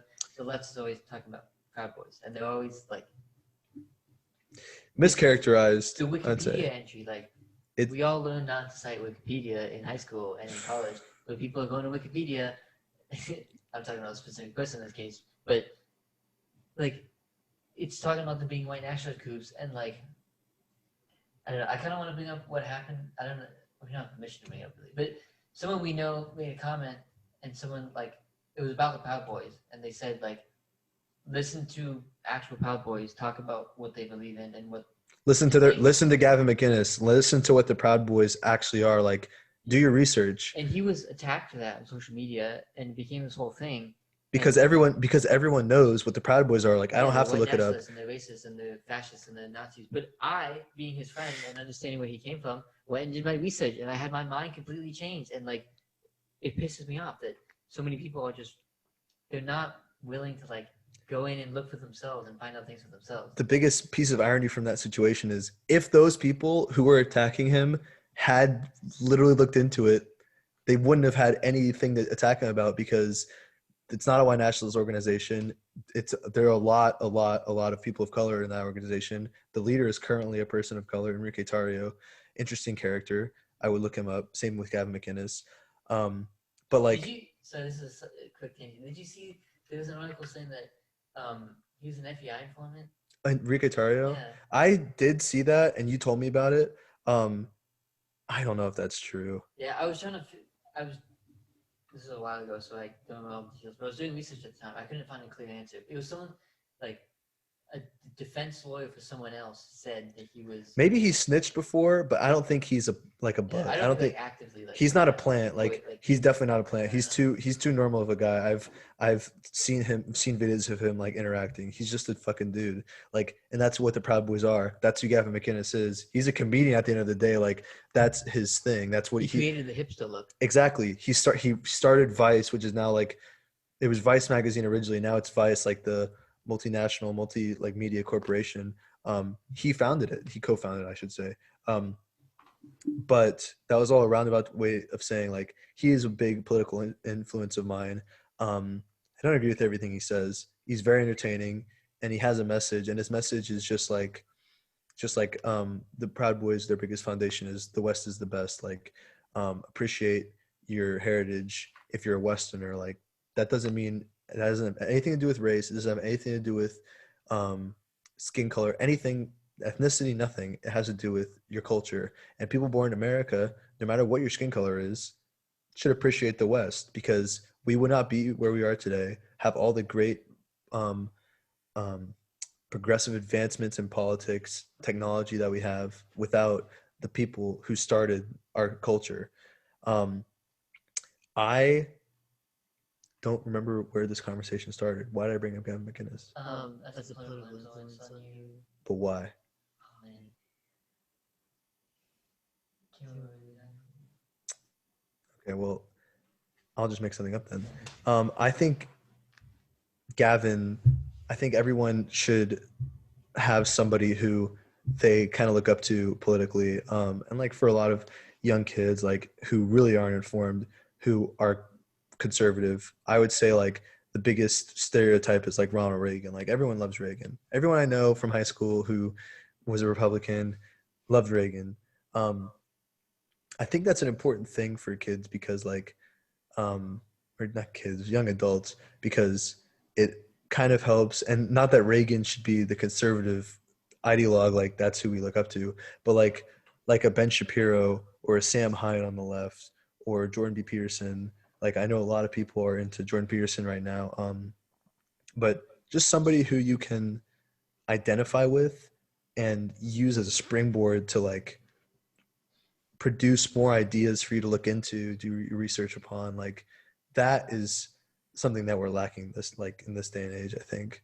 Yeah, and I think because I don't have like an individual person that I like look up to in that sense. I have like multiple people, because I'm really big on realizing that everyone has certain faults, but everyone also has certain virtues along with their vices. But I think it's really important to have like you're saying, someone, maybe we're talking about different things, but like have someone to look up to and like aspire to not be that person, but like That's like the other side of the coin. That's like the practical side of the coin. Like everyone should have a role model. I think politically to like help with your political like and informational development. I think we're saying the same thing about two different like parts of life. I think. But like I was talking about, like people who will die on certain ideals, and like you can look up to that. Yeah. But they also like are super passionate, politically speaking, and like well informed about that, so you can like get an energetic perspective on that.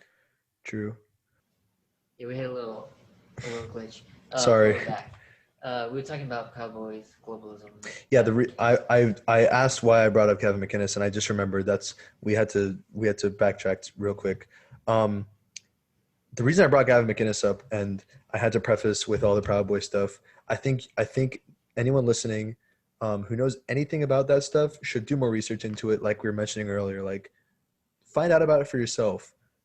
If you can, I know it's kind of hard to find just because he really has, like, just like Alex Jones has, he's been depersoned. But whatever Gavin McInnes you could find, I would say listen to it and go in, take it with a grain of salt, just because, like, there's some stuff he says that's, like, more for comedic value, more like... There's actually a few good Joe Rogan clips where he had Gavin McInnes on, and they talk about, like... controversy. Yeah, and, like, I think one of the points like, what the hell's going on with the Proud Boys? And like he's explaining like all this thing, and he explains why he left the Proud Boys. Is that on YouTube? I'm pretty sure it's still up. Last you checked? Yeah.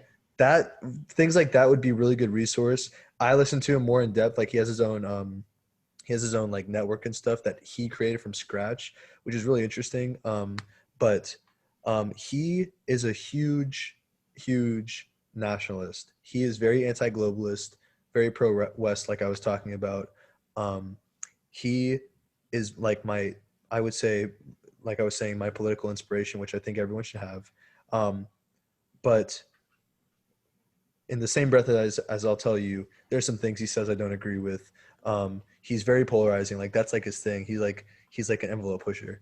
One of the biggest things I think that people could take away from him is his take on like the global political landscape and how like fucked it is.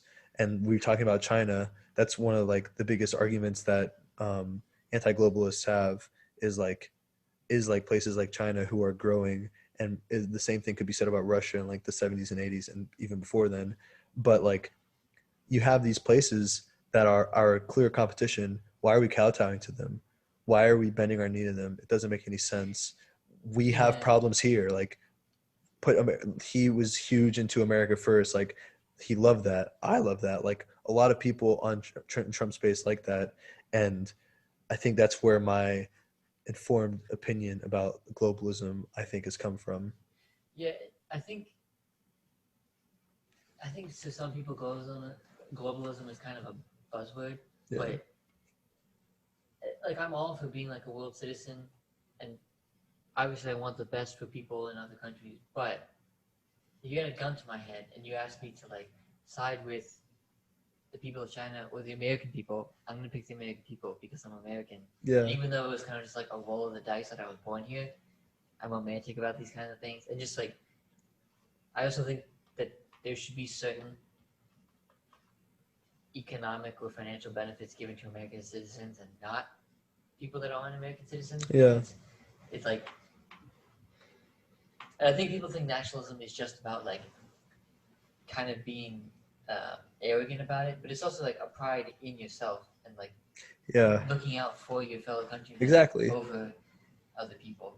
I thought you said globalism for a second. I think there is a bad conservative generalization that everyone who is a globalist, because this is I think what most people see, everyone who's a globalist is just like anti-American, like deep down, like they're not overtly un-American, but they're like inadvertently un-American. And I don't think that's necessarily true. I just think the average person doesn't think about it. Like when they go about like being a human more than being an American, like I think about it often just because like when I see my leaders doing things that aren't in the favor of American people first, it offends me. It literally offends me because you have so many issues here so many issues that a lot of people agree on, why are those being solved after? Like a big thing on Twitter that's been going around is like um, a meme about Biden's plan to roll out the stimulus checks. He just gave like 24 million or billion. I can't remember what the number is. It's a big number. He gave a bunch of money to a Wuhan laboratory. Oh well, it was Am I right? Is that what it was? It wasn't that he reapproved.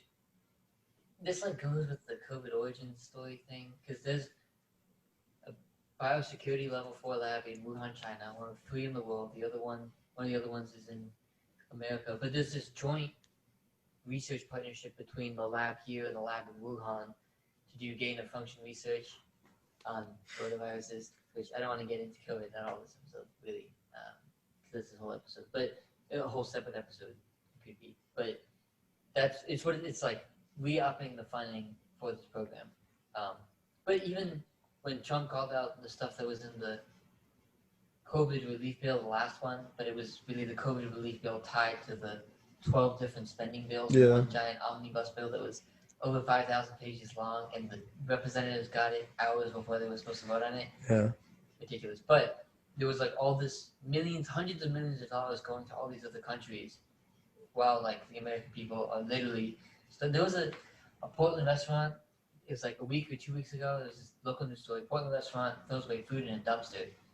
Local people just start going to the dumpster to get the food and like they get the food bank and stuff. They call the restaurant calls the police. The police are then just like guarding this dumpster of food so they can let it rot instead of letting people just take it. Like actually insane. Like that is what's happening in the United States while we're giving millions of dollars to like these other countries that like It's globalism in a nutshell.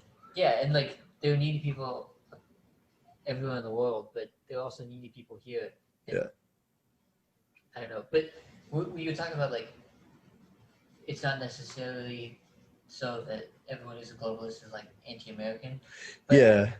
Something I've been thinking about recently, and this is something Eric Weinstein talks about and other economists that I've been thinking about, is when you have like these people in these multinational corporations, they're not really beholden to the United States because like their market is the world. Yeah. And most of the people in the world don't live in the United States as compared to the people who do live in the United States. So like they don't really have a problem with selling out to American people or like doing things that are not in their best interest because they have enough money to put their hide their money in like all these foreign banks, but also like live in this super secluded and rich lifestyle and not have to deal with any of the repercussions of like like all these people in charge of these tech companies that like made bank during COVID, like hundreds of billions of dollars, they're so separated from the lives of the people the tens of millions of people who have been on unemployment since March or who have been going to food banks since March, who are like thousands of dollars behind on their mortgage payments, all this stuff. Like they have like no idea what it's like for that. But for them, everything's fine. Just it doesn't matter. The stock market has been fine since March, but it's completely unreflected.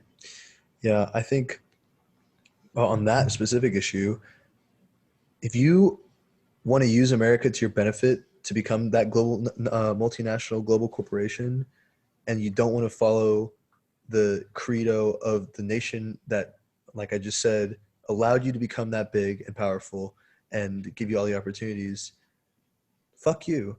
You know, like I don't like you because and same thing, I guess corporations would tie into like other parts of America. Like I don't really think of the NBA as a corporation as much as it's like an idea, like it's basketball. If basketball is going to do that, if basketball is going to cut to China and sell out so much, like fuck you, basketball. It's not really my opinion. I'm just saying like that's like a common opinion about like nationalist theory, I guess I should put it. Fuck you. Like you are cucking and you don't have to be cucking. You could be American. It's a shame. This is one of the angles that Yang talked about with UBI, which I also like, in the sense that, this is a slight tangent, but that at UBI, by taxing these companies, it's like rewarding the people who grew these companies in the first place. Because you can have a great idea, you can have amazing employees, but if you don't have customers that buy in to your product, like you're providing value for them, but it's because of them that you were able to become this trillion-dollar. I've never heard that part of valuation, it. which I really like that because it's like the American system, our system of what's left of our system of capitalism. It's a democracy. It's a democracy. Yeah, and like just the American system has allowed all these companies to become what they are. Shouldn't they be? Because otherwise they're not incentivized to like other than make a good product, which I don't think that's necessarily enough because Yeah, they can make a good product but offload all these other costs like pollution and it's economic democracy. Like we decide with the dollar as a group. It's direct democracy. Um, I I don't know. I think that that's a good take on it when it comes to like nationalism, and um, I've really not given too much thought into it until now, like the economic side of globalism, aside from just like the cultural side of globalism. I think that's my bigger issue with it. Like, I don't see America thriving as a society that isn't Western, you know? Like, the more not even like going to a different culture, but the more we change our version of the West, like, and just like society in America, how it's been for 200 years, more or less. Like, obviously, there's been some bad stuff, but like the general way it's been has been really fucking good. Like, just the way we treat each other as a society, like the way our societies run, have been really good. I would hate to see it change because like the UK is like I think it's too far gone to be quite honest with you, and that's kind of like a yeah, definitely. I think that's over most people's head because most people don't pay any attention to like foreign politics, not like foreign policy, but like the politics of other what's going nations. on in the world. I think the average person doesn't pay attention, but for the few people who might be listening who do, I think the UK is too far gone, which may be a hot take for some people, but I think that just the way that it's been like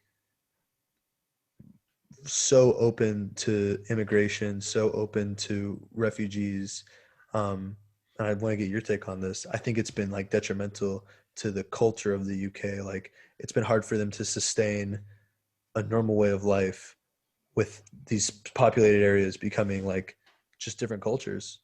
Yeah, I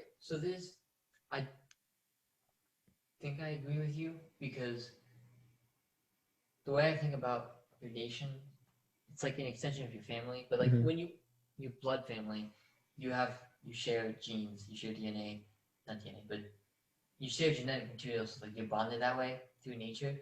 But then with the nation state, you need something else to bond you, and usually it's like in countries that are homogeneous, it's their ethnic identity, which is tied into their national identity and their traditions, um, which is the way Britain is. I mean, it's mostly British people that live Yeah. in this. Germany is actually the opposite, I think.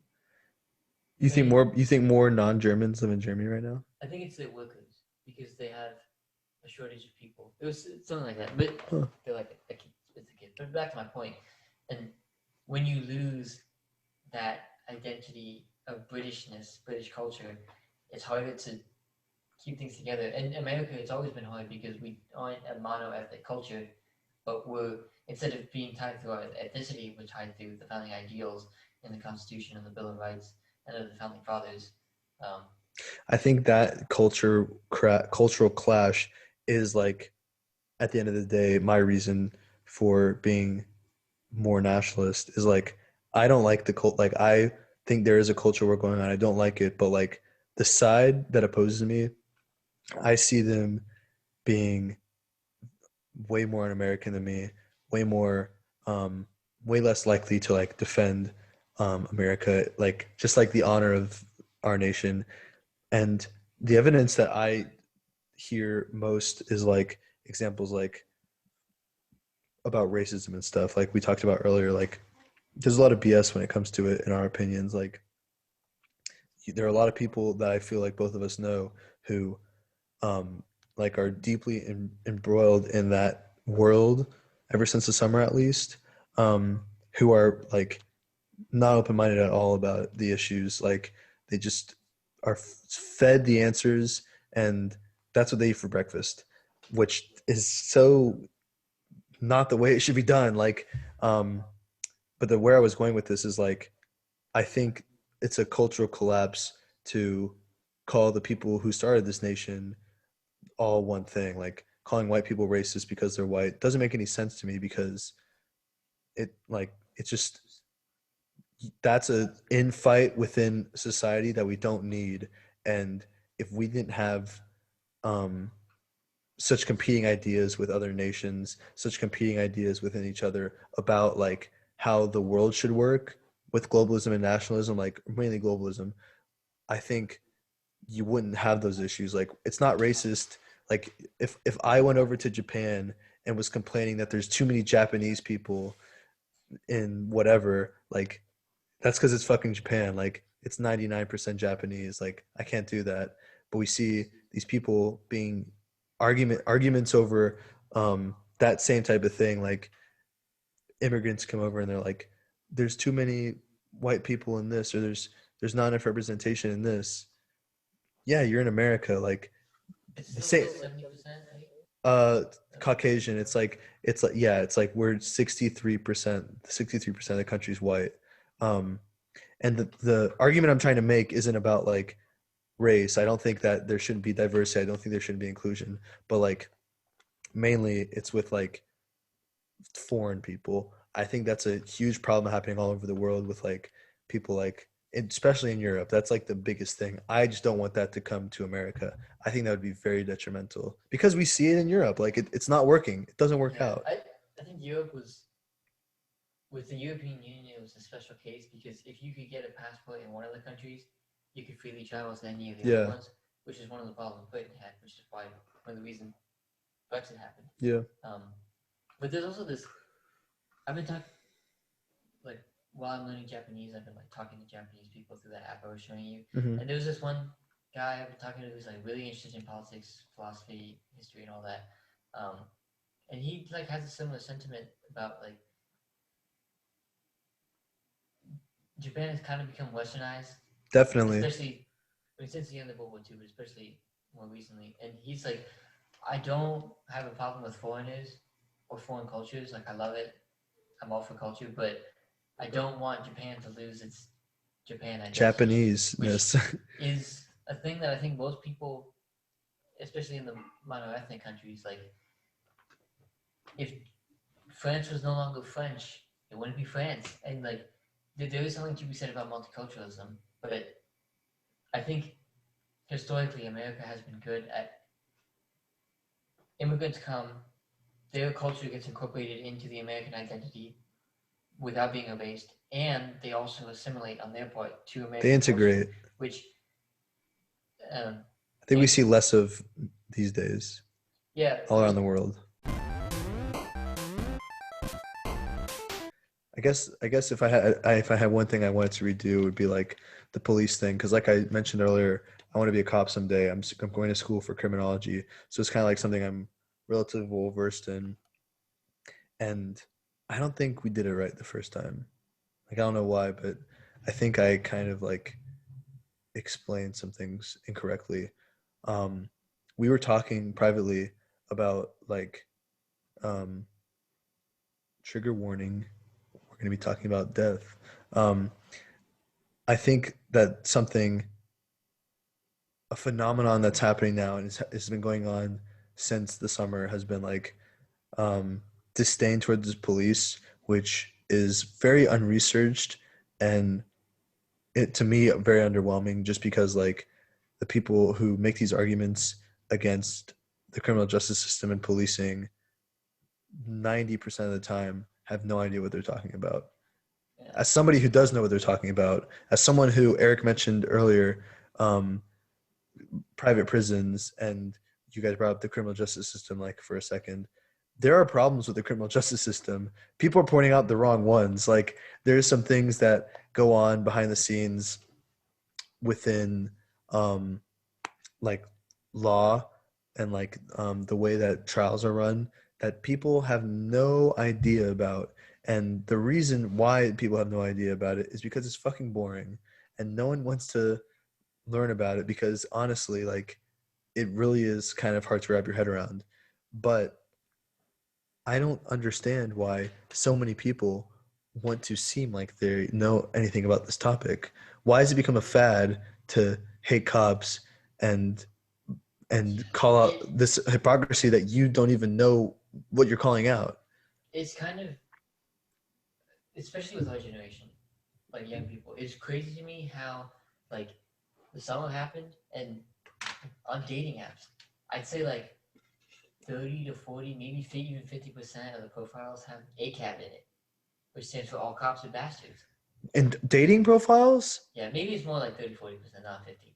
But definitely, like I see it all the time. I'm like, I'm sorry, but that's a red flag. I can't deal with that. Like, if you're gonna single out an entire profession of people who you don't even know and say they're all bastards, like maybe you have the argument that that's not really what I mean. If that's not what you fucking mean, then don't fucking say that. It's like the whole abolish the police. Oh, I just want to reform that. Well, then say that. Don't. Yeah, don't say abolish. If you're not going to use words in the right way, use different words. Yeah, we were talking about that earlier. Yeah, The changing of words, it's annoying. And the problem I have is we may have brought this up on the first take, but I might have talked about it with like my coworkers or something. In my opinion, and I'm stealing this from Gavin McInnes, but I think he's right on. He has a saying, "Fuck the police is boss," because at the end of the day, I think we can all agree that it's probably not the cops who are in charge of the shitty laws that we don't like and who arrest and the protocol. It's not their fucking fault. It's their fucking job. There's nothing they can do about it. So fuck. I tend to agree. Fuck the police. This is boss. I want to be a cop, and the reason I want to be a cop is to hopefully make changes like that. 5% of cops, in my opinion, are bastards who are in it for the wrong reason, assholes, just plain up mean people who should not be cops.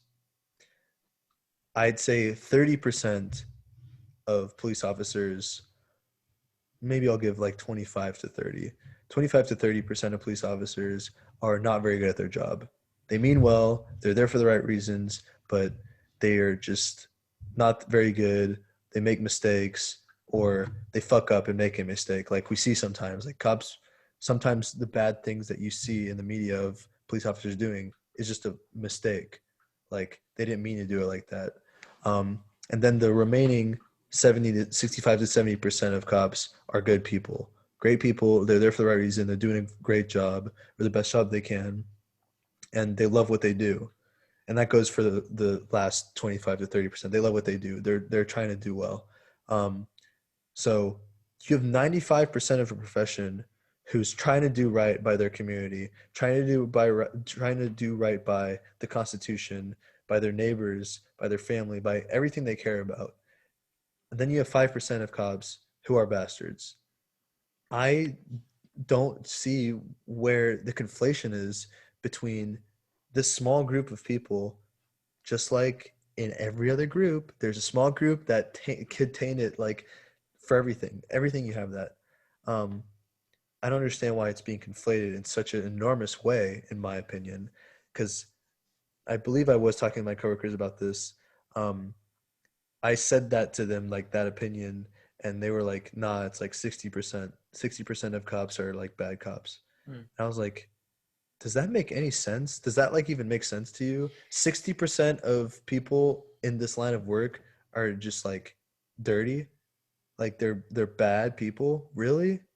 They probably haven't looked at the data. I mean, we talked about this the last time we recorded, but there's over 1 million interactions with police every year. A few hundred of them go sour. Yeah. It's a pretty good success rate when you're talking about people who are dealing with like criminals in a country that has more guns than people, and like we have a homicide rate way above other Western democracies. It's a little concerning. But I might personally, I think it might be a little more than 5%. Okay. But what would you say? I don't know if I could really put a number on it because I don't think I know enough. If you had to guess. Maybe like 10, 15.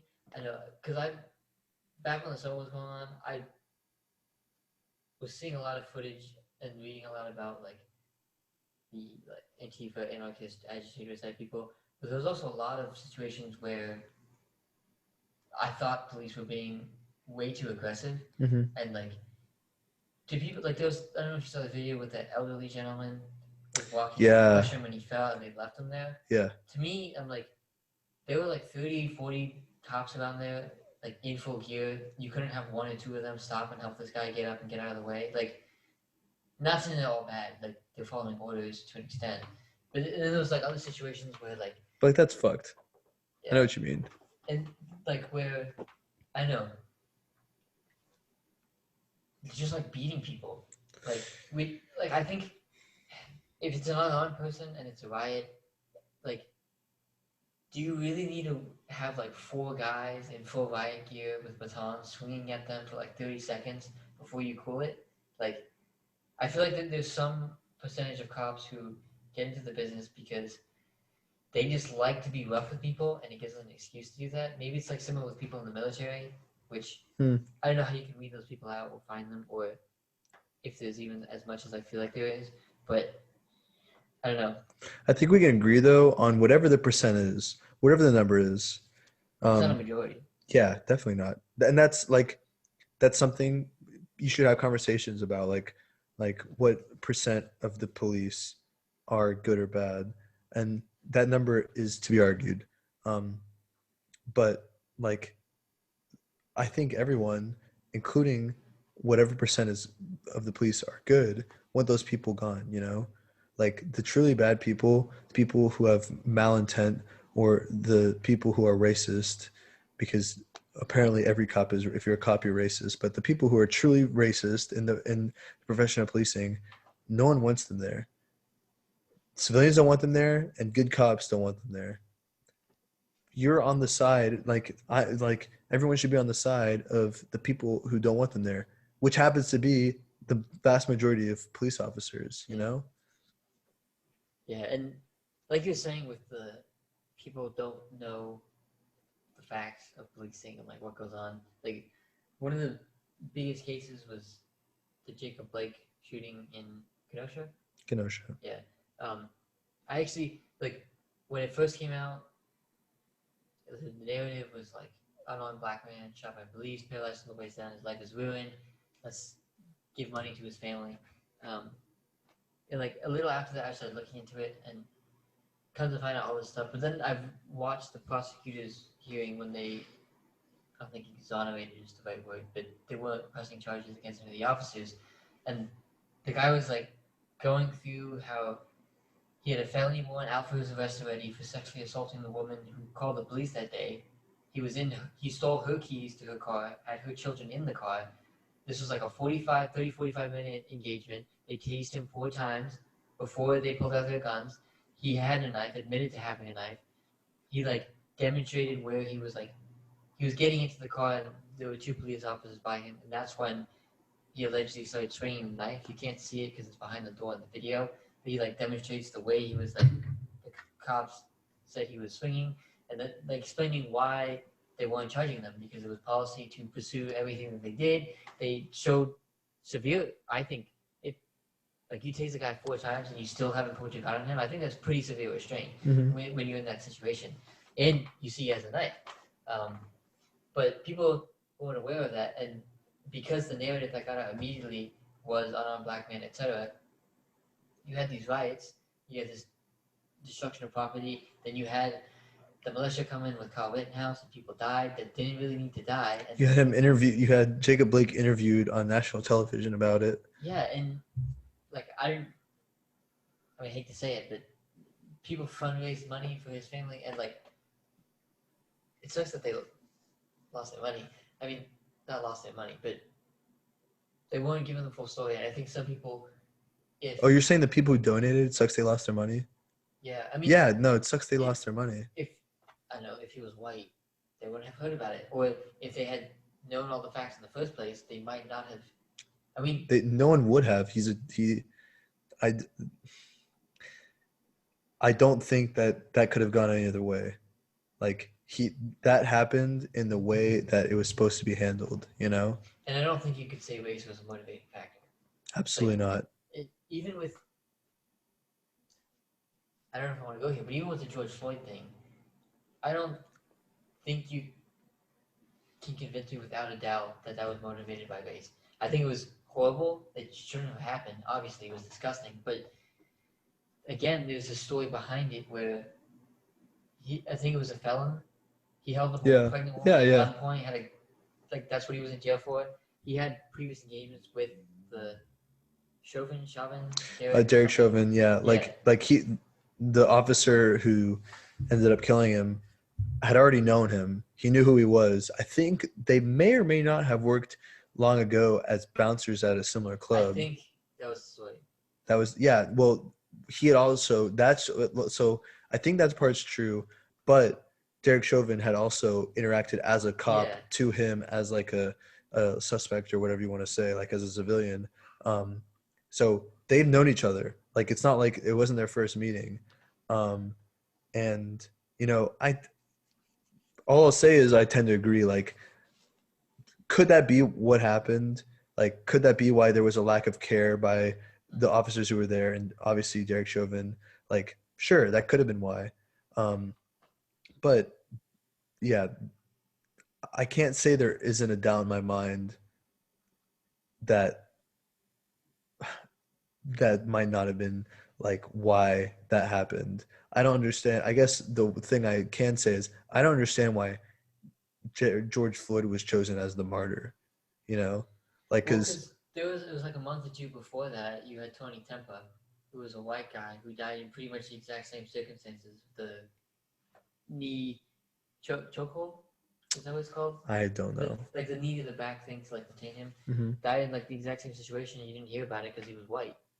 And I mean, the George Floyd situation was a little different, but I think it comes down to whether or not you know the fact about like how many people die in the U.S. because of police anyway, regardless of race. Like, the number is very low. You're more likely to die in the hospital for any reason, literally any reason, not just like you go there because you're gonna die. Like, you are more likely to die at the hands of like in the care of a doctor than you are in the hands of a police. And the amount of police interactions annually are more than a hospital. I had this conversation with Dawson, another one of our brothers. I just explained to him, it was about 2 months back, that whole thing. Like, we did the math. It's far, far, far more interactions that a person will have with police than people have in the hospital. And the death rate is much, much higher in the hospital. Like, obviously it's a hospital, but even this, it's like a few hundred. Yeah, it's police deaths every year, and there's like a few thousand homicide deaths. Yes. Well, I looked it up yesterday. Oh, true. I was just curious about like per state and stuff. There's only a few hundred. Well, police shootings. I think it's actually. Now that I think it's like between 1,000 and 2,000. I think it's like I think it's on average is like somewhere between 1,000 and 2,000, but still that's a really fucking small number. Yeah. And you also have to consider like the factor that's being brought up in that conversation is race. Unfortunately, to crush the narrative, more white people are statistically more likely to be killed by police than black people. Yeah. At a rate of 2 to 1, like white people are twice as likely. Devil's advocate, because I've heard this back and forth. It's like people will cite that, and then people will say, "Oh, but black people are more likely to die because they're 13% of the population that constitute this much percentage of police deaths." But then you have to what Thomas Sowell brings up. Again, the black economist, conservative author, anthropologist, etc. He's like, well, which population is more likely to commit crime? Yeah. You get into all these like. There's a big rabbit hole you can go down, but just to say, scratching the surface, like on average, if a white person interacts with the police, they're twice as likely to die. You know, like that's just a fact. That's like just, it's so interesting why George Floyd was chosen for a movement that like is protesting something that isn't even necessarily like I could see an argument. And like, obviously there are a lot of arguments where it's systemically against black people, but you know, like there's so much more. There's so many more institutions that you could like point out You than wanna know policing. what I really think? Not the main reason, but one of the reasons I think the George the Floyd George thing Floyd thing went the way it went the way went it went was because was of because of COVID. People COVID. were People locked were up. locked up. If If I think, I think, okay, here's a okay, question: here's a question. Do you think Do you if think people if had people gotten had their gotten third or their third fourth or two fourth thousand two dollar thousand check, dollar check, they would they have would have gone to the gone to the streets and streets and caused as much caused as damage much as they damage as had? they had? Because I feel like Because I a feel like a lot of lot of Mm, the the because there were because definitely situations where situations where riots riots happened, happened, damage was damage done, was people done, were people were killed. killed. I feel I like feel like part of that part was of that because was because people people are are fed cooped up. up. fed up, Well, not well, just not being just cooped being up, but cooped like up, but fed like up fed with up with like like being cooped up, being being isolated, being isolated, told what being you told what can you and can can't and do, can't do, and then and then getting getting breadcrumbs from the breadcrumbs from the government government while your while your businesses are businesses shut are down, shut while you down, while lose you your lose your job, like job, like you lose you your lose your livelihood, like you livelihood, like can't you buy can't buy food. food. Like not Like that not that that was that was everyone, but we're everyone, but talking we're tens talking of tens millions of of millions of people, people, and and some of them some were of them probably were on the probably on the street, and street, like and like if if I don't know, I I don't know, can't I help can't but help think but think if if we we had, had, and I'm and not I'm not blaming any blaming any particular particular political political person or person or party or party or whatever, whatever, but but like like if we if we had had a more more more better better, a a better better response response, and and like like took took care of care the of the American American people people better, I better, I don't don't think think we would we have would have seen the seen same reaction Interesting. as we did. I don't know. I haven't given that any thought before. I think maybe. Not that it's the main reason, because Yeah. obviously there's been like a history of broadcasting these police shootings, and then people do demonstrations and marches for like a couple weeks, and then it dies down into the next one. So it's like kind of built up, but I don't know. I would have to say maybe you're right, but I don't know. I think it's been going on for some, like the movement has been going on for some time, and I just find it like obviously now, but like back then also, like you just don't, you have such a lack of understanding of the way that police work is done, and like the avenues through which it's like solved and everything is wrapped up nicely.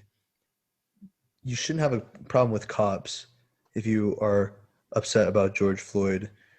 You should be upset with like individuals. Like it shouldn't be like, I don't think anyone would say like Black lives don't matter or something like that. Like I I can say Black Lives Matter. I did a Facebook post. I did one, which was very unlike me, but I I don't think that that was like the issue. It's not about lives mattering. It's about like, instead of saying Black Lives Matter, you should say like um call for something else, like the prison industrial complex. Or I don't know really how to put it. Like the like I think one of my hot takes. I asked you and Eric what your hot take was the first time we recorded this. One of my hottest takes, another Gav McInnes one, is I think prisons should be abolished. We were talking about this. And that's clearly like I'm exaggerating. Not like there's still a percentage of people who should never see the light of day and like are really fucked up people and need to be locked up. But there's so many better avenues for reforming people and trying to make them pay for their transgressions at the same time. Like parole works really well. It's very hard sometimes. That's the only reason why it has a tendency to not work sometimes, is because like it's pretty hard. But instead of locking up millions and millions and millions of men and women, mostly men, mostly black men, every year, or not, I shouldn't say locking them up every year, but like every year we have all these people in prison, we could change the way we do it. You know, like that would make for such a better system. And maybe instead of looking at George Floyd and saying like cops don't care about black people, maybe look at a different situation like what I was just referring to, all these people who are locked up, and say the criminal justice system doesn't care about like people, like human rights. Yeah. You know, like there's a different call and response that can be had. Like you look at a problem and you say something about it. I don't think Black Lives Matter is, for lack of a better word, I don't think it's like justified. I think I know where you're going, and this Eric Weinstein articulated this well, and I mentioned that just because I wasn't able to really articulate it as well, because not that not that I'm afraid to talk, but I don't want people to be offended by like, oh, these two white people talking about black issues, which like I don't think your skin color should determine what issues you can and can't talk about. Mm-hmm. They're all human issues at the end. I think certain people have perspectives that other people don't have. Exactly. Yeah, I'm speaking like exactly. Yeah. Exactly. But like the way Eric Weinstein put it was, and I agree with this. Like I don't think if you really want to deal with like the issues around like these that motivated Black Lives Matter and deal with like what race issues we have and inequalities we have, or even just the criminal justice system, particularly pertaining to Black people, I don't think police shootings of Black men is where you start. That's exactly what I'm saying. Yeah. It's not to say that like George Floyd, that wasn't fucked up, or that I'm like that it's not okay to say Black Lives Matter. Like, of course, those two things are. That's not what I'm trying to say. All I'm trying to say is, something else has been trying to like come for a long time, and like that's what we're gonna choose this summer. Like that of all things, like it's kind of strange. It just literally like boggles me. I don't get it. Because it's very visual. It's not intellectually difficult. Like there's an enemy. There's like an enemy you can hate. And you were talking about the prison stuff. Like there's so many. I forget the exact statistics, but there's like a majority of the people who end up in prison. It's because they take these plea deals because they get threatened by the prosecutors saying like, if you don't take this deal, I'm gonna like you're gonna be in court. You're gonna do 30 years, and they take a plea deal for like 10 years. Or the fact that like 2/3 of the prison population are non-violent offenses. Yeah. Mostly drug offenses, which is like, that's a very easy place to start. And that is something that the president can pardon every single person in jail on charges for marijuana possession or bouncing a check or like stupid shit like that I don't think, and I think you agree with this based on what you said, you don't need to put someone in a cage for 40 years because they sell marijuana. Yeah. Like even if they're selling, like sure, it's not good if you're selling to children, especially. But like at the end of the day, it's just like I think another Gavin McInnes take that I've adopted. I think all drugs should be legal, completely legal. Yeah. What do you think about that? I agree with that. I think you shouldn't incentivize people to do drugs, and I think children, especially like under the age of 18, it shouldn't be criminalized. Yeah. You shouldn't get in trouble for shooting heroin. Yeah, if you're shooting heroin, I think you should be referred to a safe place to inject. I think that kind of assistance to wean you off. Yeah. I think it should be normalized to like have centers where people can go to stop. I don't think it should be because California, I think, is doing something like, or I think they do something like, and I think other states do it also, but like safe injection spots. Yeah, and like needle exchanges, which I don't think that's good. I think if you tie that in with rehabilitation support, therapy, maybe stuff, like I'm not completely opposed. I just don't I don't see that being like any better necessarily. I at least agree that you shouldn't be sent to jail because the idea that the government can tell you what you can and can't put in your body, especially, I mean, if we just talk about cannabis, marijuana, weed, pot, kush, flower, whatever, like it's a plant. It's a natural plant that is grown. Yeah. Why is the government able to tell you that you cannot do what you want with this plant? Like, it's so fucking weird. It's so arbitrary. And like you're taking a living organism and saying it is illegal to own this. Whatever the situation is. I mean, I don't know. I can kind of get it for like lab-grown drug because it's not natural and it can be dangerous. Sure. But even then, LSD, no one's ever died from taking a large dose of LSD. Like, maybe they've done that and then done something else that killed them. Yeah. But, like drugs haven't really. I mean, obviously, there's like exceptions. I think like opioids are. It's the same thing with alcohol is a drug. Yeah. Alcohol is literally a drug. A lot of people don't know that, but when you go through criminology courses, one thing they love to talk about is the fact that alcohol is in fact a drug. People forget that. We're fucking allowed to drink ourselves to death every day, and we'll die by the age of 40 if you just keep drinking and drinking and drinking at the rate that a lot of people do. Including myself.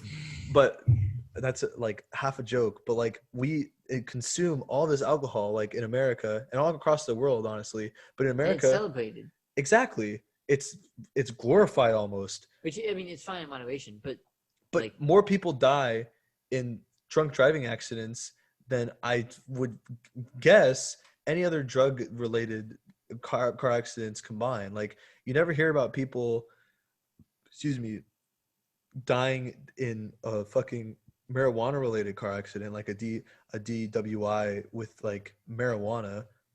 Why is it more criminalized than alcohol on a broader scale? Not like drinking and driving. I mean, like, it's completely legal for you. I'm not only 20. It's completely legal for you to go out and buy as much alcohol as you want, when factually it's a lot more dangerous. Doesn't make it. I'm not making the case for like making alcohol anymore inaccessible, but like everything should be as accessible as not everything, but you get what I'm saying. It should, things like marijuana should be as accessible as alcohol, because we grow it, we cultivate it, and other drugs even psychedelics. Yeah, exactly. Other drugs even like if someone wants to hit a bump of coke.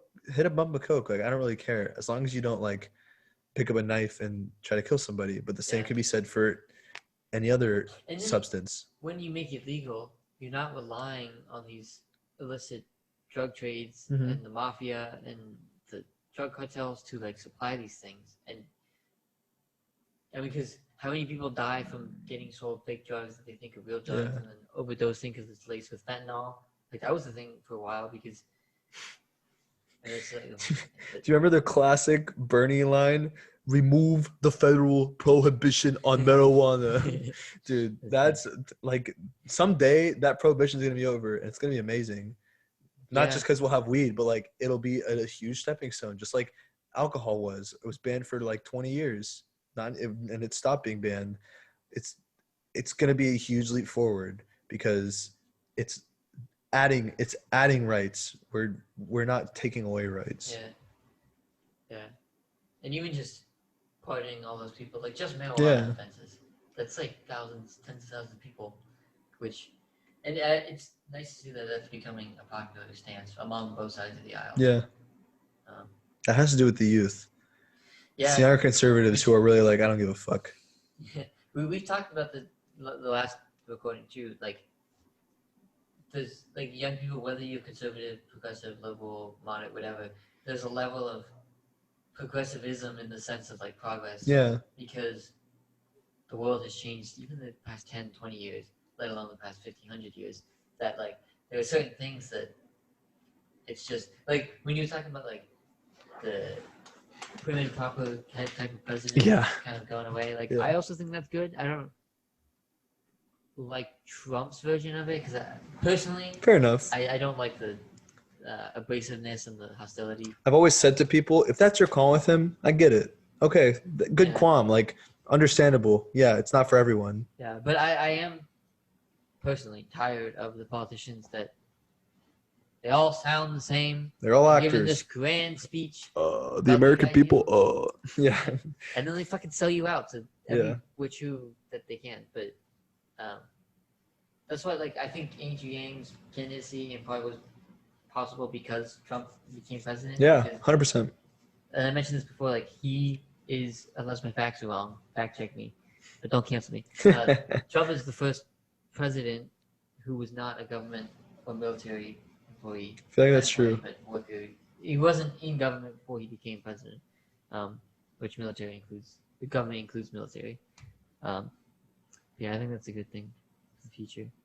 Me too. And I think the future is bright when it comes to like the presidents, because as we progress as a society, there are some things that like drugs, like prison reform, I think that are huge progressive issues that I happen to agree with. I think those things are going to be good. And, you know, maybe they'll come with some things that I don't think are good. Like, I think we need a Green New Deal. I don't think we need what Alexandria Ocasio-Cortez Which I think proposed. most people who support the Green New Deal have not read that bill and read exactly like, really what it's trying to do. Yeah. But this is like when I was talking about like the factions or like having multiple political parties.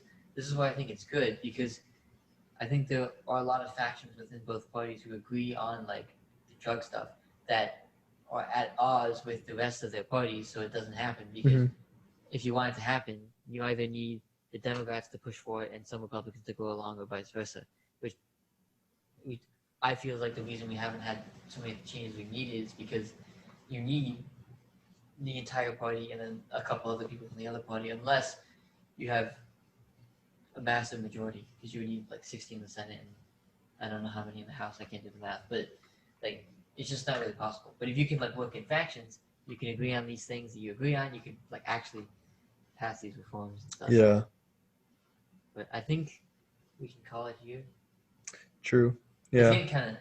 it is getting kind of late I might for need us. to end a little bit, but we're definitely gonna have you on again. And next time, since Eric won't have to leave, we'll have him on. Yeah, hopefully we'll do it a little earlier. Yeah. Get a little tired, but thanks for coming on. Is there like a last Of course. kind of message you want to give? Not all cops are bastards. Not all conservatives are the way that they're portrayed in the media. And reach out to your fellow man or woman and just have a conversation, because that's honestly what it's all about. And that's the only way you're going to educate yourself properly on the way the world works and how other people think. It's unhealthy to make assumptions. I really appreciate coming on. This was a lot of fun. And yeah, that's it. Cool. Well, good shit. Good shit.